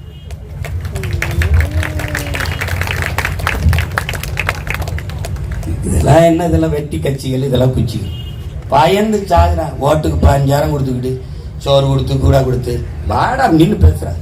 இந்த 3 ஆண்டு கால ஆட்சியிலே கல்வியின் தரத்தை மேம்படுத்திடுறேன், தரமான குடிநீர் எல்லாருக்கும் கிடைக்க ஏற்பாடு செஞ்சிருக்கேன், மருத்துவத்தின் தரத்தை உயர்த்திருக்கோம், சாலையை சரியா போட்டு மக்கள் நல்லபடியாக பயணிக்க வாய்ப்பு ஏற்றி கொடுத்துருக்கோம், தடையற்ற மின்சாரம் எல்லா மக்களுக்கும் கிடைக்க ஏற்பாடு செஞ்சிருக்கோம். இதுலையாவது ஏதாவது பேச முடியுமா சொல்லுங்க? நியாய விலை கடைகளில், அதாவது ரேஷன் கடைகளில் தரமான அரிசி பருப்பு தடையின்றி எண்ணெய் எல்லாம் கிடைக்க வாய்ப்பு ஏற்படுத்தி கொடுத்துருக்கோம். அப்படி ஏதாவது இருக்கா? உழைக்கும் வேளாண்குடி மக்களினுடைய உற்பத்திக்கான பொருளை அகவிலையை தீர்மானிச்சிருக்கோம். அவர்கள் உற்பத்தி செய்ய விளைவிக்கிற பொருளை சேமித்து பத்திரப்படுத்த மாவட்டங்களில் தலைநகரனோரும் சேமிப்பு கிடங்குகளை உருவாக்கி இருக்கும். அப்படி ஏதாவது இருக்கா? எதையாவது ஒன்றை பேச முடியுமா? அதாவது 1000 ரூபாய் உங்களுக்கு வந்ததா, 1000 ரூபாய் வந்ததா, அதை வாங்கி எல்லாம் சேமிச்சு வச்சிருக்கேன், நான் வச்சிருக்கோம்யா, உங்களுக்கு செலவுகளே நான் சொல்லுங்கய்யா, நாங்கள் அதில் ஏதாவது உங்களுக்கு கொஞ்சம் தாரோம்யா, ஏன்னா நீங்கள் ரொம்ப கஷ்டப்படுறீங்க.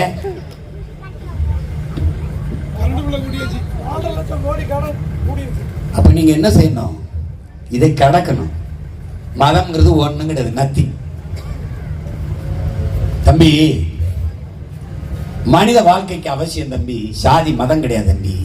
சூரிய காற்று கடல், அதான் நீர், உணவு, இவைதான் தம்பி. இருந்தாலும் இல்லைனாலும் இல்லை. கடவுள் நம்பிக்கையே இல்லை, கடவுளே வழிபடாதவன் நல்லா வாழ்வான். ஏன்? அது தேவையில்லை தம்பி. உனக்கு விருப்பம் இருந்தா கும்பிட்டுக்க, விருப்பம் இல்லைன்னா விட்டுரு தானே. நான் திரும்ப சொல்றேன், கையில் வைத்து பார்க்கும் போது அசிங்கமாக உருள்கிற அருவருப்பான ஒரு உயிரினமாக இருக்கிற மண்புழு கூட மானுட வாழ்க்கைக்கு பயன்படும். இந்த ஜாதிய மதம் ஒரு மயிருக்கு பயன்படும். நீ சாதியை வச்சு சாதிச்சது ஒன்று சொல்லு, நாங்க பேசுறத விட்டுரும் சொல்லு. சாதி பெருமை பேசி சாதியிலே இல்லாத ஒருத்தங்கால முட்டிக்கால வந்து 3 சீட்டை வாங்கினது வரை நீ சாதிச்சது என்ன சொல்லு. பவர்ல இல்ல, ஆனால் எங்களை மாதிரி பவரா தமிழ்நாட்டில் வேணா இருக்கானா?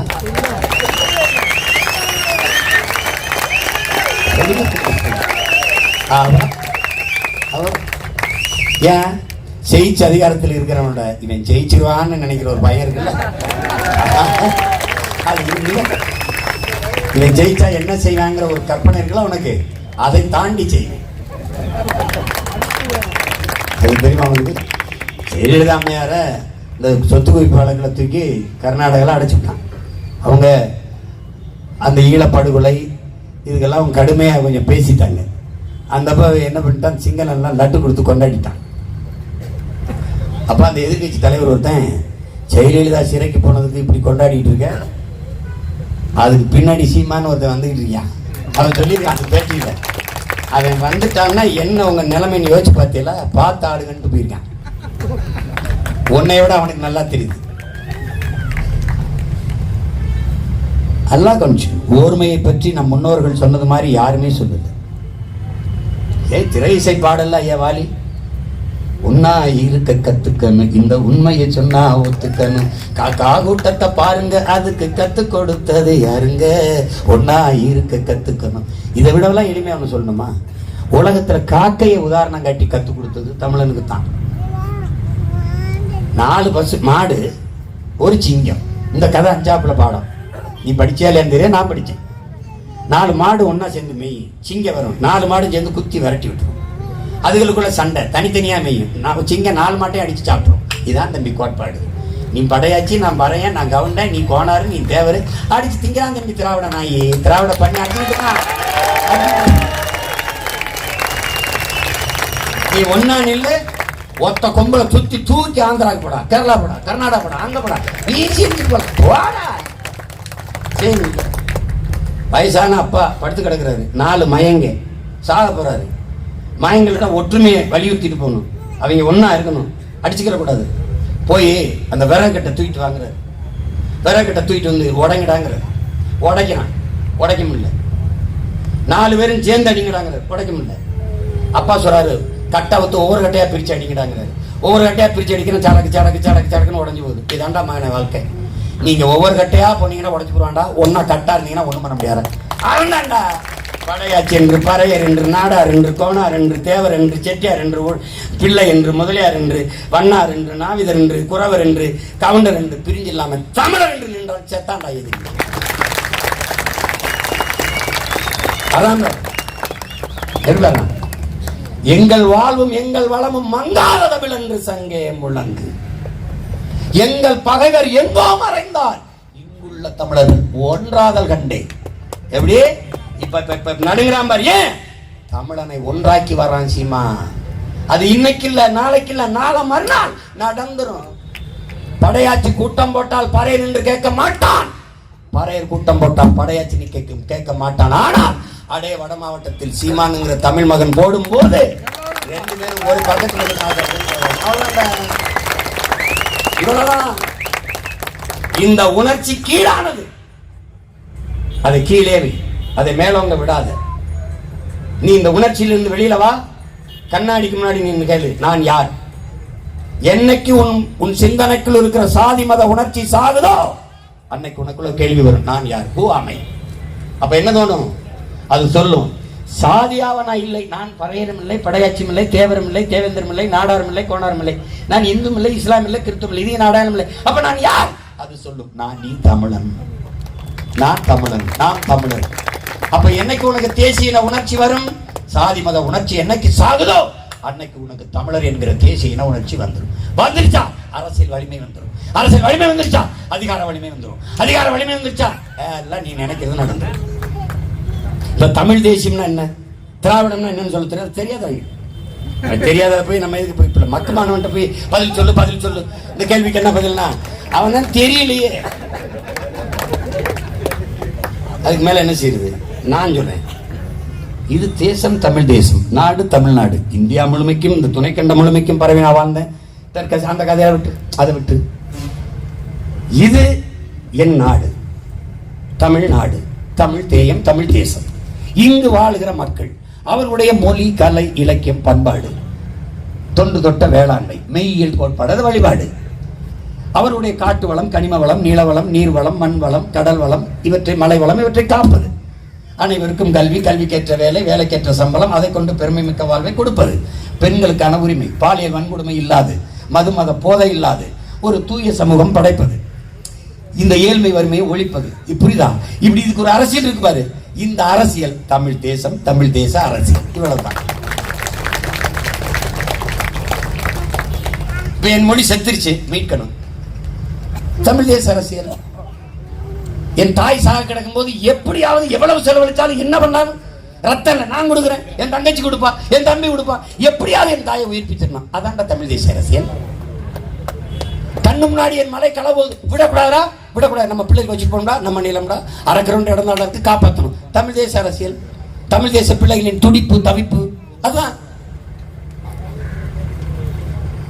திராவிடனுக்கு என்ன? அது அவன் நிலம் இல்ல, அவன் தாயின் மார்பு கிடையாது, அவன் பூமி தாயின் ரத்த நாளங்கள் நதி. அது இல்லை அவனுக்கு. அவனுக்கு கவலை இல்லை, அவனுக்கு கவலை இல்லை. நீ மிரட்டினா அவன் எல்லாம் லட்சக்கணக்கான கோடிகள் அந்நிய நாடுகள் ஒதுக்கி வச்சிருக்கான். சார்ட்டர்ட் ஃபிளைட்ல பறந்து போய் படுத்துக்குருவான். நீ எந்த நாட்டில் இருக்க கண்டுபிடிக்க முடியாது. நீ நான் தெருவுலன்னு கத்திக்கிட்டு இருப்போம். பாரா உலகத்துல எவ்வளவு புரட்சிகரமான போராட்டம் நடக்குதுன்னு. டேய், 12 மணிக்கு திறக்க வேண்டிய கடையை அரை மணி நேரம் தாழ்த்தி திறந்துட்டான்டா டாஸ்மார்க். 12 மணிக்கு திறக்கணும், ஒரு அரை மணி நேரம் தாமதம் ஆயிடுச்சு. டாஸ்மார்க் வாசல்ல போராட்டம்டா. கடையை திற, கடையை திற, கைகாலெல்லாம் நடுங்கிறது. கடையை திற, கடையை திற.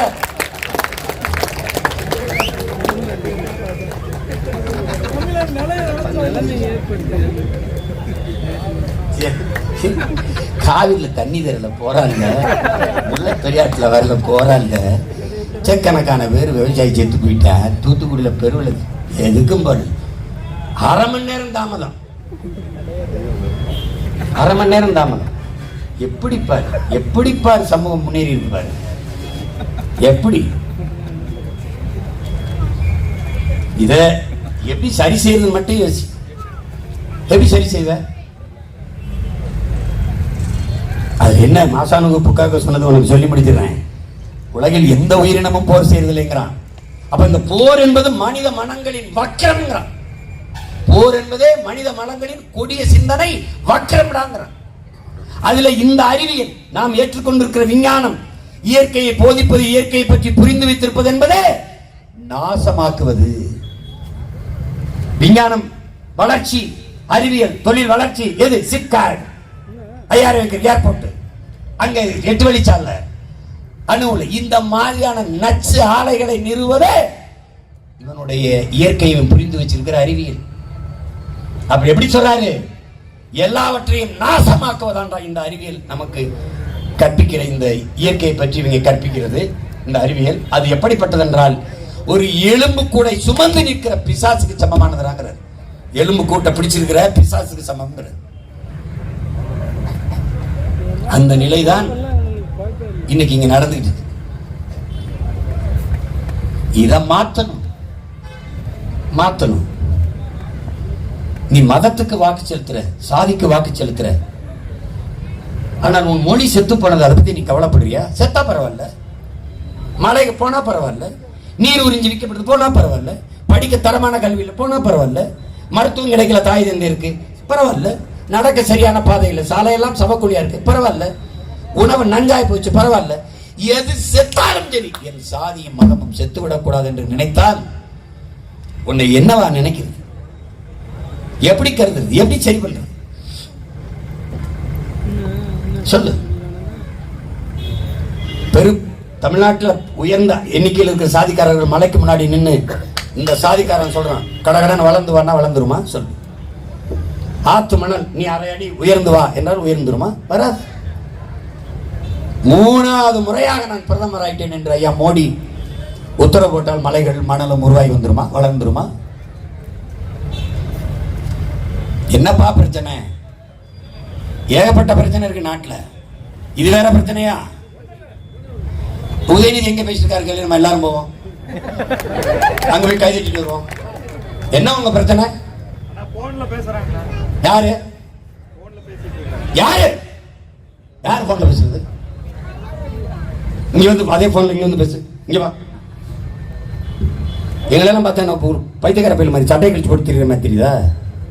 பூரா பயிலும் பைத்தியக்கார ஆக்குறதுக்கு வந்த கூட்டது. சும்மா வேலை செஞ்சு தெரியாது.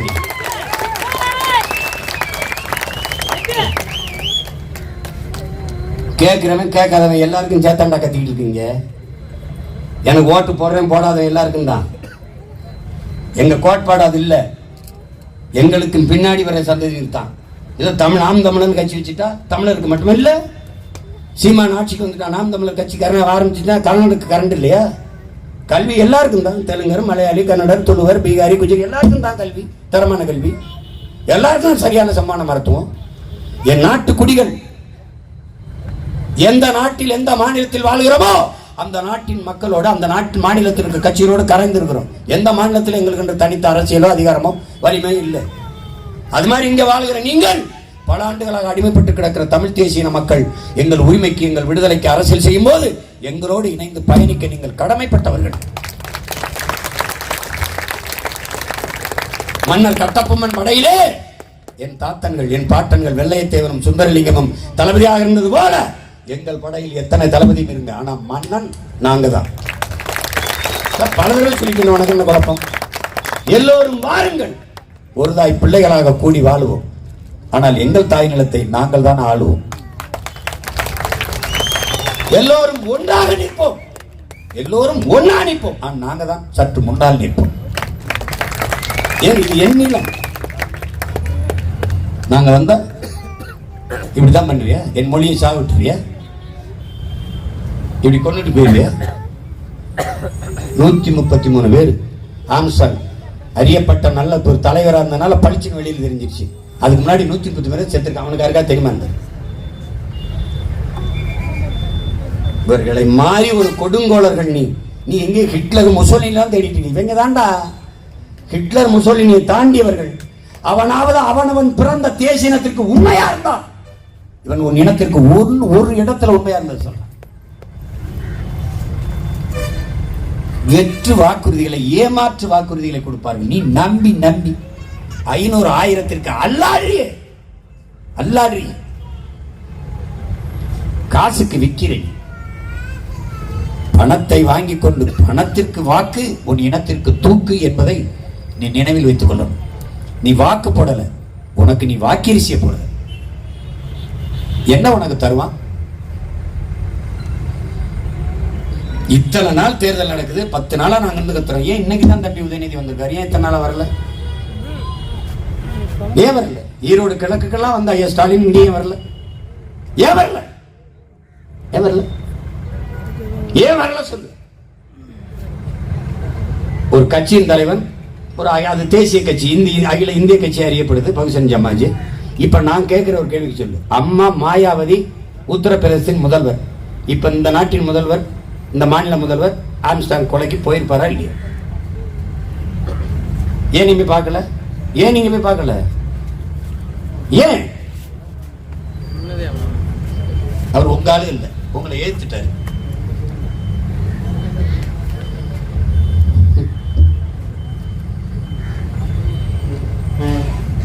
இவங்க தான் சொல்ல கட்டுன்றோம், பொறுத்திருப்போம், காலம் மாறும். எங்களுக்கு ஒரு கட்டும் இல்லை, ஒன்றும் இல்லை, ஒன்றும் இல்லை. ஏர்போர்ட் 5000 ஏக்கர்ல கட்டி தம்பி எனக்கு ஒரு வேலை இல்லை, நாளையோட என் வேலை முடிஞ்சிருச்சு. நீ எங்கேயாவது ஒரு இடத்த பண்ணிப்பாரு, படுத்துக்கிறேன் அங்கேயே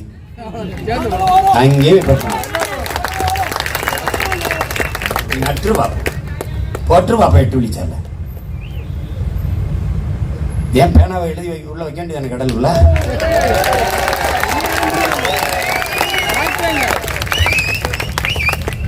சும்மா போட்டு ஏதாவது பண்ணிட்டு இருக்கு, டைவர்ட் பண்றது. 80 கொலைய 80 சாராய சாவ ஒரே கொலையில முடிட்டேன். எப்பவுமே சின்ன கோடு இருக்குல்ல, ஒரு கோடு இருக்குல்ல, அது சின்ன கோடாக்க அதுக்கு பக்கத்தில் ஒரு பெரிய கோடை போடும். இந்த 133 கொலையை பேச விடாம ஒரு பெரிய கொலை, ஒரு உயிரை எடுத்து இதை விட்டுட்டு இதை பேசிட்டான். புரியுதா? இதுக்கு பேர் என்ன? திராவிடன் மாடல், திராவிடியன்ஸ் ஃபார்முலா. ஃபார்முலா அது. எங்களுக்கு ஒரு ஃபார்முலா இருக்கு. நான் எங்களுக்கு ஒரு ஈக்குவேஷன் தியரி ஃபார்முலாலாம் இருக்கு, எந்த கொம்பனுக்கும் புரியாது. பொறுத்திருந்து பாரு.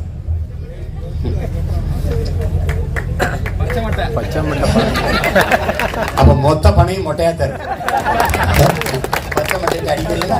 எல்லா பணையும் மொட்டை மொட்டையா தான் தெரியும். நீங்க அவ்வளவு வயக்கு போயிருக்கீங்க. என்ன குடும்பம் புறம் சொந்தக்காரனா இருக்கீங்க, என்ன பண்றதுன்னு வேற தெரியல. அதனால அறிவார்ந்த தமிழ் சமூக மக்கள், என்னிலும் இளைய என் தம்பி தங்கிகள், சாதி மத போதை அண்டாத ஒரு பெருநெருப்பாக வெளியே வாங்க, வெளியே வாங்க. இல்லைன்னா கஷ்டம். சாதியை காப்பாற்றி சாதிக்க போறது என்னன்னு சொல்லு, உன் மதத்தை காப்பாற்றி என்னன்னு சொல்லு. சக மனிதனை கொன்னு தாழ்த்தி வீழ்த்தி என்னது சொல்லு? பக்கத்தில் இருக்க பரப்பாட்டாளியை நேசிக்காம படையாச்சி பாட்டாளி எப்படா வாழ முடியும்? எப்படி வாழ முடியும்? எப்படி வாழ முடியும்? ஒரே வரப்பு, இது அவன் வய, இது ஏன் வய. ஒரு தொகுதியில 58 விழுக்காடு படையாச்சு, 42 விழுக்காடு பறையும். பக்கத்து தொகுதியில 58 விழுக்காடு பறையும், 42 விழுக்காடு படையாச்சு. 2 பேரும் ஒரு தாய் பிள்ளைகளா நீ நானான்னு போகுது. இந்த 2 ஒன்னா நின்னா ஒரு வய உள்ள வர முடியாது தம்பி. இது ஒரு மதில் சுவர் என்று கருது தம்பி, இது ஒரு மதில் சுவர் தம்பி. ஒருத்தனும் உள்ள போக முடியாது தம்பி. ஒரு சின்ன விரிசல் தம்பி, தேளு பூரன் பள்ளி பாச்சால கண்ட கண்ட கர்ம உள்ளவே குடியேறிங்க தம்பி. இதுதான் தம்பி இந்த திராவிட பன்னி நாய் நரி எல்லாம் இந்த விரிசல்ல ஏறிச்சு. இப்ப இன்னொரு தலைமுறை நெருக்கமாவே பிணைப்புல பின்னி பெறும். எப்படி ஓங்கி வளர்ந்த மூங்கில் மரம் ஒன்ன பிடிச்சிருக்கு, ஒழுங்காக குறுத்து விட்டு கிளையா வெடிச்சிருக்கு. ஒட்டாம ஒதுங்கி நின்னா உயர முடியுமா? எதிலும் ஒற்றுமை குழந்தைனா வளர முடியுமா? நம்ம தாத்தா பட்டுக்கோட்டை சாதியாடா சாதியாடா, யாரு மேல கீறினாலும் ரத்தம் ஒண்ணுதான். ஆக மொத்தம் நீ நானும் 10 மாதம் தான். அவன் எல்லாருக்கும் பின்னாடி வந்த இருட்டறையில் உள்ளதாடா உலகம், சாதி இருக்கின்றது என்பானம் இருக்கின்றானே தமிழாங்கிற யாரு? நம்ம தாத்த புரட்சி பாவலர் பாரதிதாசன்.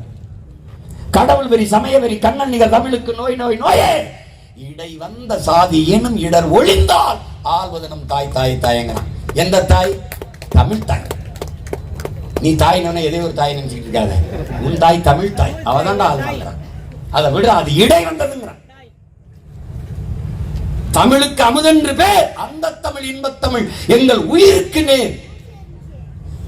எப்படி பாரு, உயிருக்கு நிகரானவராய் என் மொழிங்கிறான்.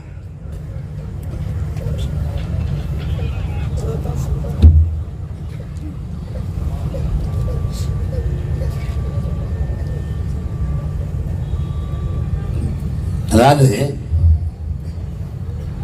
பெண்கொடுமை சாக்காற்றில் விளையாடும் தோளங்கள் வெற்றி தோள்கள், கங்கையை போல் காவிரி கருத்துக்கள் ஊரும் உள்ளம் எங்கள் உள்ளம். வெங்குருதி தனில் கமர்ந்து வீரம் செய்கின்ற தமிழ் எங்கள் மூச்சாங்கிறான். பேச்செல்லாம் சொல்லல, மூச்சாம்.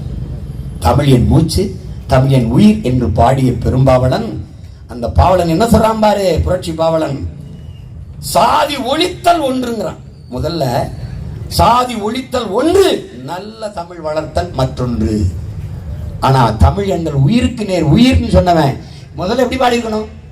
தமிழ் வளர்த்தல் ஒன்று, சாதி ஒழித்தல் மற்றொன்று, அப்படித்தானே பாடி இருக்கணும். ஆனா அவன் முதல்ல எதை வச்சு பாடுறான் பாரு, சாதி ஒழித்தல் ஒன்று, நல்ல தமிழ் வளர்த்தல் மற்றொன்று. சாதியை ஒழிக்காம நீ தமிழ் வளர்க்க முடியாது, ஒண்ணும் கொடுக்க முடியாது. அதான் உண்மை. இதைத்தான் அண்ணல் அம்பேத்கர் வேற மொழியில சொல்றாரு. பிறப்பின் அடிப்படையில் பேதம், சாதியை ஏற்றதாழ்வுகளை வைத்துக் கொண்டு, நீ உயர்ந்தவன் தாழ்ந்தவன் என்ற பாகுபாடை வைத்துக் கொண்டு சமூக மேம்பாடு முன்னேற்றம் என்று பேசுவது என்பதே மணக்குழியின் மேலே போடுகிற மல்லிகை பந்தலுக்கு சமம்டாங்கிறார். கீழே மணக்குழி வச்சுட்டு மேல மல்லிகை பந்தலை போட்டு என்ன பண்ணுவேடா? சாதியை ஏற்ற நாள்களை வைத்துக்கிட்டு சமத்துவம் சமூக முன்னேற்றம் மேம்பாடு எல்லாம் பேசிட்டு பைத்தியக்கார பிள்ளைங்கிறார். இதுதான் நம்ம தான் என்ன சொல்றான், சாதியை ஒழிக்காம எப்படி இதெல்லாம் சரி பண்ண முடியும்? சாதி ஒழித்தல் ஒன்று, நல்ல தமிழ் வளர்த்தல் மற்றொன்று. பாதியை நாடு மறந்தால் மற்ற பாதி துலங்குவதில்லைங்கிறான். எதை பாதி? சாதி ஒழித்தல மறந்தா மற்ற பாதி துலங்காது, விளங்காது, உருப்படாது. சாதி பிடிப்பற்ற தோழே நல்ல வண்டமில் வாளை தூக்கும், தண்டமில் வாளை தூக்கும். சாதி பிடிப்பற்ற ஏரி நல்ல தண்டமில் நீரை ஏற்குங்கிற. நீ வாழையும் தூக்கல, காலையும் தூக்கல, ஒன்னும் தூக்கல, கையை தான் தூக்குற 500 ரூபாய்க்கு. ஐயா அதை பார்த்து போட்டு விட்டுப்பாங்க. யாரு என்ன எல்லாம் பேசிட்டு இறங்கும்போது சும்மா நல்லா பேசு ஏதாவது இருந்தா கொடுத்துட்டு போ.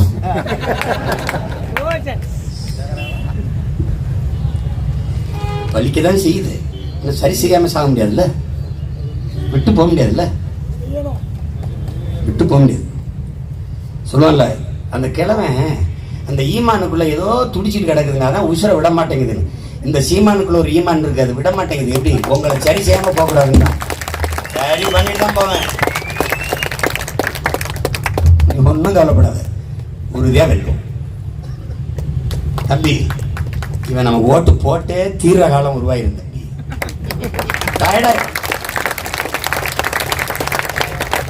இந்த திராவிடர்கள் உங்க அண்ணனை முதலமைச்சர் ஆகிட்டு தான் போவாங்க, நீ கவலையே படாத. புயல் இங்க மையம் கொண்டு இருக்கு, 200 கிலோமீட்டர் இருக்க மாதிரி இப்ப நம்மளை சுத்த மையம் கொண்டு இருக்கு தமிழ்நாட்டு அரசியல். திறந்து பாரு, நம்மளை திட்டுவான் வாழ்த்துவான், இவனை ஒழிக்கணுமா. ஏதோ நான் 50 ஆண்டு நாட்டை 5-6 பொண்டாட்டி கட்டி 20 அப்பாட்டி வச்சு எல்லாருக்கும் சொத்து சேர்த்து பங்களா கட்டி ஆண்டு எங்க அப்பன் பேர் இங்கே தாத்தன் பேர் இந்த அப்பாட்டி பேர் பொண்டாட்டி பேர் எல்லாம் வச்சுட்டோம். பாரதேசி பையன் நானே பிச்சைக்கார பையன், எனக்கு 1500 கோடிக்கு சொத்து எழுதி வச்சுட்டான். ஈஷார்ல 2 பங்களா, அங்க ஒரு 500 ஏக்கர், இங்க ஒரு இது அது இது. டேய் சொத்து பட்டியல் வெளியிட்ட பரதேசி பிறந்த பரதேசி பையனே, அந்த பட்டா வெளியிட சொத்து பட்டா வெளியிடா, பத்திரத்தை வெளியிடு. வாங்கிக்கிறேன், போய் வாங்கிக்கிறேன். பட்டியல வெளியிட்டு பத்திரத்தை வாங்கிவிடு. ஃப்ராட் நாய், டோட்டலி ஃப்ராட். போய் வாய திறந்தா போய் அயோக்கிய போய். எனக்கு தாண்டா எல்லா அறிஞரும் சிந்தி எழுதி வச்சிருக்கேன். அவன் சொன்னாங்க சாக்ரட்டிஸ், உன்னோட வாதத்தில் தர்க்கத்தில் தோற்பவன் அவதூற கையில் எடுத்துருவான்டா. சீமானுக்கு தெரியாதா, உலக நாடுகள் வந்து கோடி கோடியா முன்னாடி உட்காந்துருக்க 500, 1000, 2000, 3000 கட்சிக்குள்ள ஏற்றி கவர்ல ஓட்டு கொடுக்குறான். இதாண்டா காசு. பரதேசி இதை வச்சுதான் நாங்க மண்டபம் முடிச்சு சோர்ந்துட்டு கிடக்குறோம். பைத்தியக்காரன் கோடி கோடியா வருது. புடுங்குறது கடா சட்டம் வச்சிருக்கா, ஈடி வச்சிருக்கா, இன்கம் டாக்ஸ் ரைடு வச்சிருக்கா. ஏன் என் வீட்டுக்கு ஒரு தடவை ஈடியை போட, எல்லாருக்கும் ஈடி போட்டா இன்கம் டாக்ஸ் ஏன் எங்களுக்கு மட்டும் இருக்கா என்னைய போட்ட? ஏன்னா உனக்கு தெரியும் அவனுக்கு ஈடி ஒர்க் அவுட் ஆகுது, இன்கம் டாக்ஸ் ஒர்க் அவுட் ஆகுது. என்னைய போடுறது எனக்கு இல்ல, என்னை நம்பி வர்ற பிள்ளைகளை அச்சுறுத்துவது. அதே மாதிரி உங்க வீட்டுக்கு ரைடு வந்துடும். ஏய் உன்னால நம்ப முடியாத பாரு, எனக்கு தெரிஞ்சு நெருக்கமா என் அலைபேசியில் இருக்கிற எல்லாருக்கும் எடுத்து பேசினா சீமானோட தொடர்பு போதேன். எவன் எனக்கு தேர்தல் நேரத்தில் 1 லட்சம் 2 லட்சம் கொடுப்பானா அவனுக்கெல்லாம் பேசி உதவிடாதே, விட்டு போயிருவேன். விட்டு போயிருவேன். கற்கை நன்றே பிச்சை புகினும் கற்கை நன்றால் அவை. எங்க தாத்தன் பசியோடு பிள்ளைகள் பள்ளிக்கூடத்துக்கு வந்தால் பாடம் மண்டையில ஏறுமா? ஒருவேளை சோறாவது போட்டு பிள்ளைகளை படிக்க வச்சிருவோம். அங்க சுந்தர வடிவேலு, காசு இல்லையா ஐயா, என்ன பண்ணலாம்? கல்வி அமைச்சர் ஐயா சி சுப்பிரமணியம், காசு இல்லை, இருக்கிற வர போடுவோன்றேன். இல்லைன்னா இல்லைன்னு சொல்லுங்க, நான் மடி ஏந்தி ஊரா போய் மக்கள்கிட்ட பிச்சை எடுத்துட்டு வரேன். பிச்சை எடுத்தாலே என் மக்களை படிக்க வச்சிருவோம். நம்ம பிள்ளைகளை அதை வளர்ந்து வந்து நாட்டை காப்பாற்றிடுவாங்க. நல்லா காப்பாற்றுறான். இப்போ அவர்கள் பிரச்சனையை தவிர ஆசிரியர் பெருமக்கள், மருத்துவ பெருமக்கள், கற்றறிந்த சான்றோர்கள், அவர்கள் ஊதிய உயர்வு, அவர்கள் பிரச்சனையை தவிர பொது பிரச்சனைக்கு நிக்க முடியறதில்லை. ஏன்னா நாடு ஒரு கவலைப்பட்ட நாடு. ஆனால் அவர்கள் எல்லா பிரச்சனைக்கும் நம்ம போய் நிக்க வேண்டியிருக்கேன். நமக்கு அவுத்து விட்ட மாடு, நமக்கு ஒண்ணும் கிடையாது. எவன் வந்தாலும் குத்த வேண்டியதான். அன்னைக்கெல்லாம் காணொலியில பாக்குறேன், ஒரு காட்டு எருமை ஒரு புலி வந்து அப்படி அடிக்க வந்தாரு, ஒரே குத்து தூக்கி வீசுது. போய் அங்க போய் வந்து நங்குன்னு அது மாதிரி தூக்கி வீசி போக. நமக்கு ஒண்ணும் கிடையாது ராஜா. நான் சொல்றேன், எங்க ஊர்ல கோயிலுக்கு ஒரு காலையை நெந்து விடுவாங்க. ஐயனார் கோயிலுக்கு எந்த நிலத்துல மேஞ்சாலும் வரட்ட மாட்டாங்க, எந்த நேரமும் சுற்றி திரிவார ஒரு பாட்டுக்கு. அது மாதிரி எங்க ஆத்தால பண்ண இந்த தமிழ் இனம் இருக்கு, இந்த மக்களுக்கு நேர்ந்து இருக்காங்க. என்னைய எதை பத்தியும் சொல்லிடாது. ஏன் ஜெயிலுக்கு போனேன், என் மனைவி கேட்க போறாளா, எங்க அம்மா கேட்க மாட்டாங்க. ஒரு தடவைலாம் என்னை கைது பண்ணுவான்னு தெரிஞ்சு என் பொண்டாட்டி தான் வேகமா பெட்டிகளை எல்லாம் எடுத்து வச்சான். இதை எடுத்து வச்சுக்கா, அதை எடுத்து வச்சுக்கா, அதை எடுத்து வச்சுக்கா. ஏமா இந்த இதெல்லாம் வச்சாங்கன்னா எடுத்துக்கிறவாங்கம்மா, அதை வைக்காத, இதை வைக்காத, கத்திரிலாம் வைக்காத, குச்சிக்குருவன் நினைப்பாங்க, அதை எடுத்து. அப்புறம் என்னங்க பண்றது, அதுக்கே அங்கே பார்த்துக்கிறீங்க. இது வைப்போம். அதிகமாக ட்ராக் சுட்டு ஷூ மட்டும் வச்சுட்டு ஒன்றும் தேவையில்லை. சரி ஓகே போயிட்டு கடைசியா பத்திரம், அதை நான் தான் பத்திரம் தானே. எங்க அம்மா முதல் தடவை 2 தடவை கருணாநிதி உள்ள போட்டு பார்த்தாரு. 3வது தடவை அம்மா போயிட்டு வாங்க மகாராஷ்டிரா போயிட்டு. அப்புறம் நந்து அவங்க காங்கிரஸ்ல உங்க ஐயா தானேப்பா, போயிட்டு வா. கருணாநிதி எங்க ஐயாமா. அப்ப நான் ரெட்டலைக்கு ஓட்டு கேட்கும்போது எங்க அம்மா, நாங்க காங்கிரஸ் பரம்பரை எங்க அம்மா எங்க குடும்பத்துல காங்கிரஸ். நான் தான் சுதேஸ்வரியனுக்கு முத எங்க வீட்டுல ஓட்டு போட்டேன் காங்கிரஸ். நான் ரெட்டலை கேட்கும்போது என்னமா பண்ணீங்க? அழுதுகிட்டே ரெட்டலையில போட்டேன். அந்த காலத்துல இருந்து கை சின்னதுக்கு போட்டு பழகிட்டு இந்த சிதம்பரத்து போற வாட்டை குப்பையில் கூட போட்டு போகலாம்.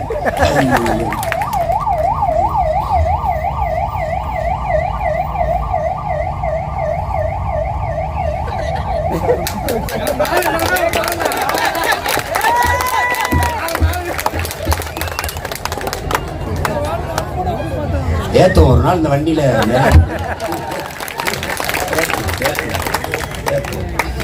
நேரம் ஆயிடுச்சு. செல்வன் சொல்றாரு ரொம்ப நேரம் பேசி, ஏன்னா நீங்க எனக்கு நேரமே கொடுக்க மாட்டீங்க. 7 மணிக்கு ஆரம்பிச்சு 8 மணிக்கு முடிக்கிறன்னு ஒரு இது பண்ணோம். 8க்கு கொடுப்பாங்கன்னா 8:30 கொடுக்குறாங்க. அப்புறம் அரை மணி நேரத்தில் எப்படி இறங்க முடியும்? என் தங்கச்சி சின்ன இன்னைக்கு ஒரு நாள், நாளைக்கு 5 மணி வரைக்கும் பேச விடுவாங்க.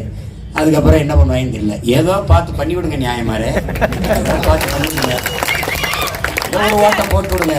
பாவப்பட்ட பிள்ளைய அண்ணன் தங்கச்சி ஏதோ பாவம் பார்த்தாது ஒரு 1-2 ஓட்டை போட்டு விடுங்க மைக் சின்னதுக்கு. என்ன எங்க ஐயாவா அப்படி போயிட்டேன் ஏப்பா என் தங்கச்சி இடத்துக்கு போய் சொல்லுங்க.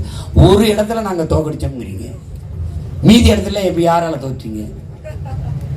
யாரால தோற்றீங்க?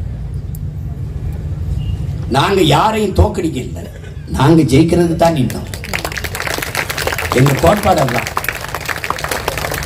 எங்க ஐயா அன்புமணி, எங்க ஐயா மருத்துவர் மேல எவ்வளவு அன்பும் பாசம் மதிப்பு வச்சிருப்பாரோ அதே அளவுக்கு அதை விட சற்று கூடுதலாக கூட நான் எங்க ஐயா மேல அன்பும் பாசம் வச்சிருக்கேன். அதனால நாங்க கட்சியை ஆரம்பிச்சது என் இன சொந்தங்கள், என் அன்பு உடன்பிறந்தார் பெரியாரை எதிர்க்கவோ, பாமக விடுதலை சிறுத்தைகள் மதிமுகவை எதிர்க்கவோ சத்தியமா இல்லை. நாங்கள் வந்தது எங்கள் மொழி மீட்சிக்கு, இன எழுச்சிக்கு, இன பாதுகாப்புக்கு, வள பாதுகாப்புக்கு, நில பாதுகாப்புக்கு, என் இனத்தை கொண்டொழித்த கொடிய பாதகர்களை இந்த நிலத்தில் அழித்து வீழ்த்தி அவ்வளவுதான் வீழ்ந்தது தமிழினம் என்று இருக்கிற வரலாற்று பதிவில் இல்லை. மான உணர்வும் இன உணர்வும் கொண்டு எழுந்து வென்றது தமிழ் பேரினம் என்ற வரலாற்று பதிவு வர வேண்டும் என்பதற்காக இதெல்லாம் இல்லை. என் இன சொந்தங்களில் மீனவ ரத்தங்களை 850 பேரை சுட்டுக் கொண்ட சிங்களன் எனக்கு பதில் சொல்லிட்டு போதும். அதுக்காக உங்களை எதிர்க்க நான் இல்லை. எங்கள் கோட்பாடு திராவிட மொழிக அல்ல, தமிழ் தேசியம் வளர்க வெல்க.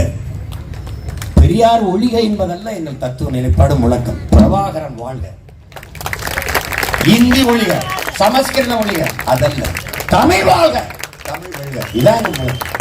அவன் தாய்மொழியை நான் ஏன் ஒழிய சொன்னோம்? என் தாய்மொழியை நான் வளர்க்கணும், பாதுகாக்கணும், அதை வெல்ல வைக்கணும், வாழ வைக்கணும். இதுதான் என் கோட்பாடு. அதுதான், அதுக்கு தான் நான் பாடுபடுறேன் ஒழிய. நல்லா புரிஞ்சுக்கிறேன். உங்களை தோக்கடிப்பதல்ல, அதற்காக நாங்கள் யாரையும் தோக்கடிக்க களத்தில் இல்லை. தோற்று போன தமிழ் பேரினத்தை வெல்ல வைக்கிறதுக்கு களத்திலே தமிழ் தேசிய பிள்ளைகள், நாங்கள் தமிழர்கள் என்கிற உணர்விலே நிற்கிறோம். இப்பவும் சொல்றேன், என் தங்கச்சியை நீ வன்னியர் படையாச்சி என்று பார்த்தால் போடாத, போடாத. அவ மான தமிழிச்சி, தமிழ் பேரினத்தின் மகள், தூய தமிழ் மகள், பிரபாகரன் என்ற பெருந்தலைவனின் பிள்ளை, சீமான் என்கிற மகனினுடைய தங்கை என்பதை நீங்க நம்பினால் பார்த்து செலுத்துங்க. இல்லைன்னா உங்க ஓட்டை நீங்களே வச்சுக்கிறீங்க. நன்றி. நான்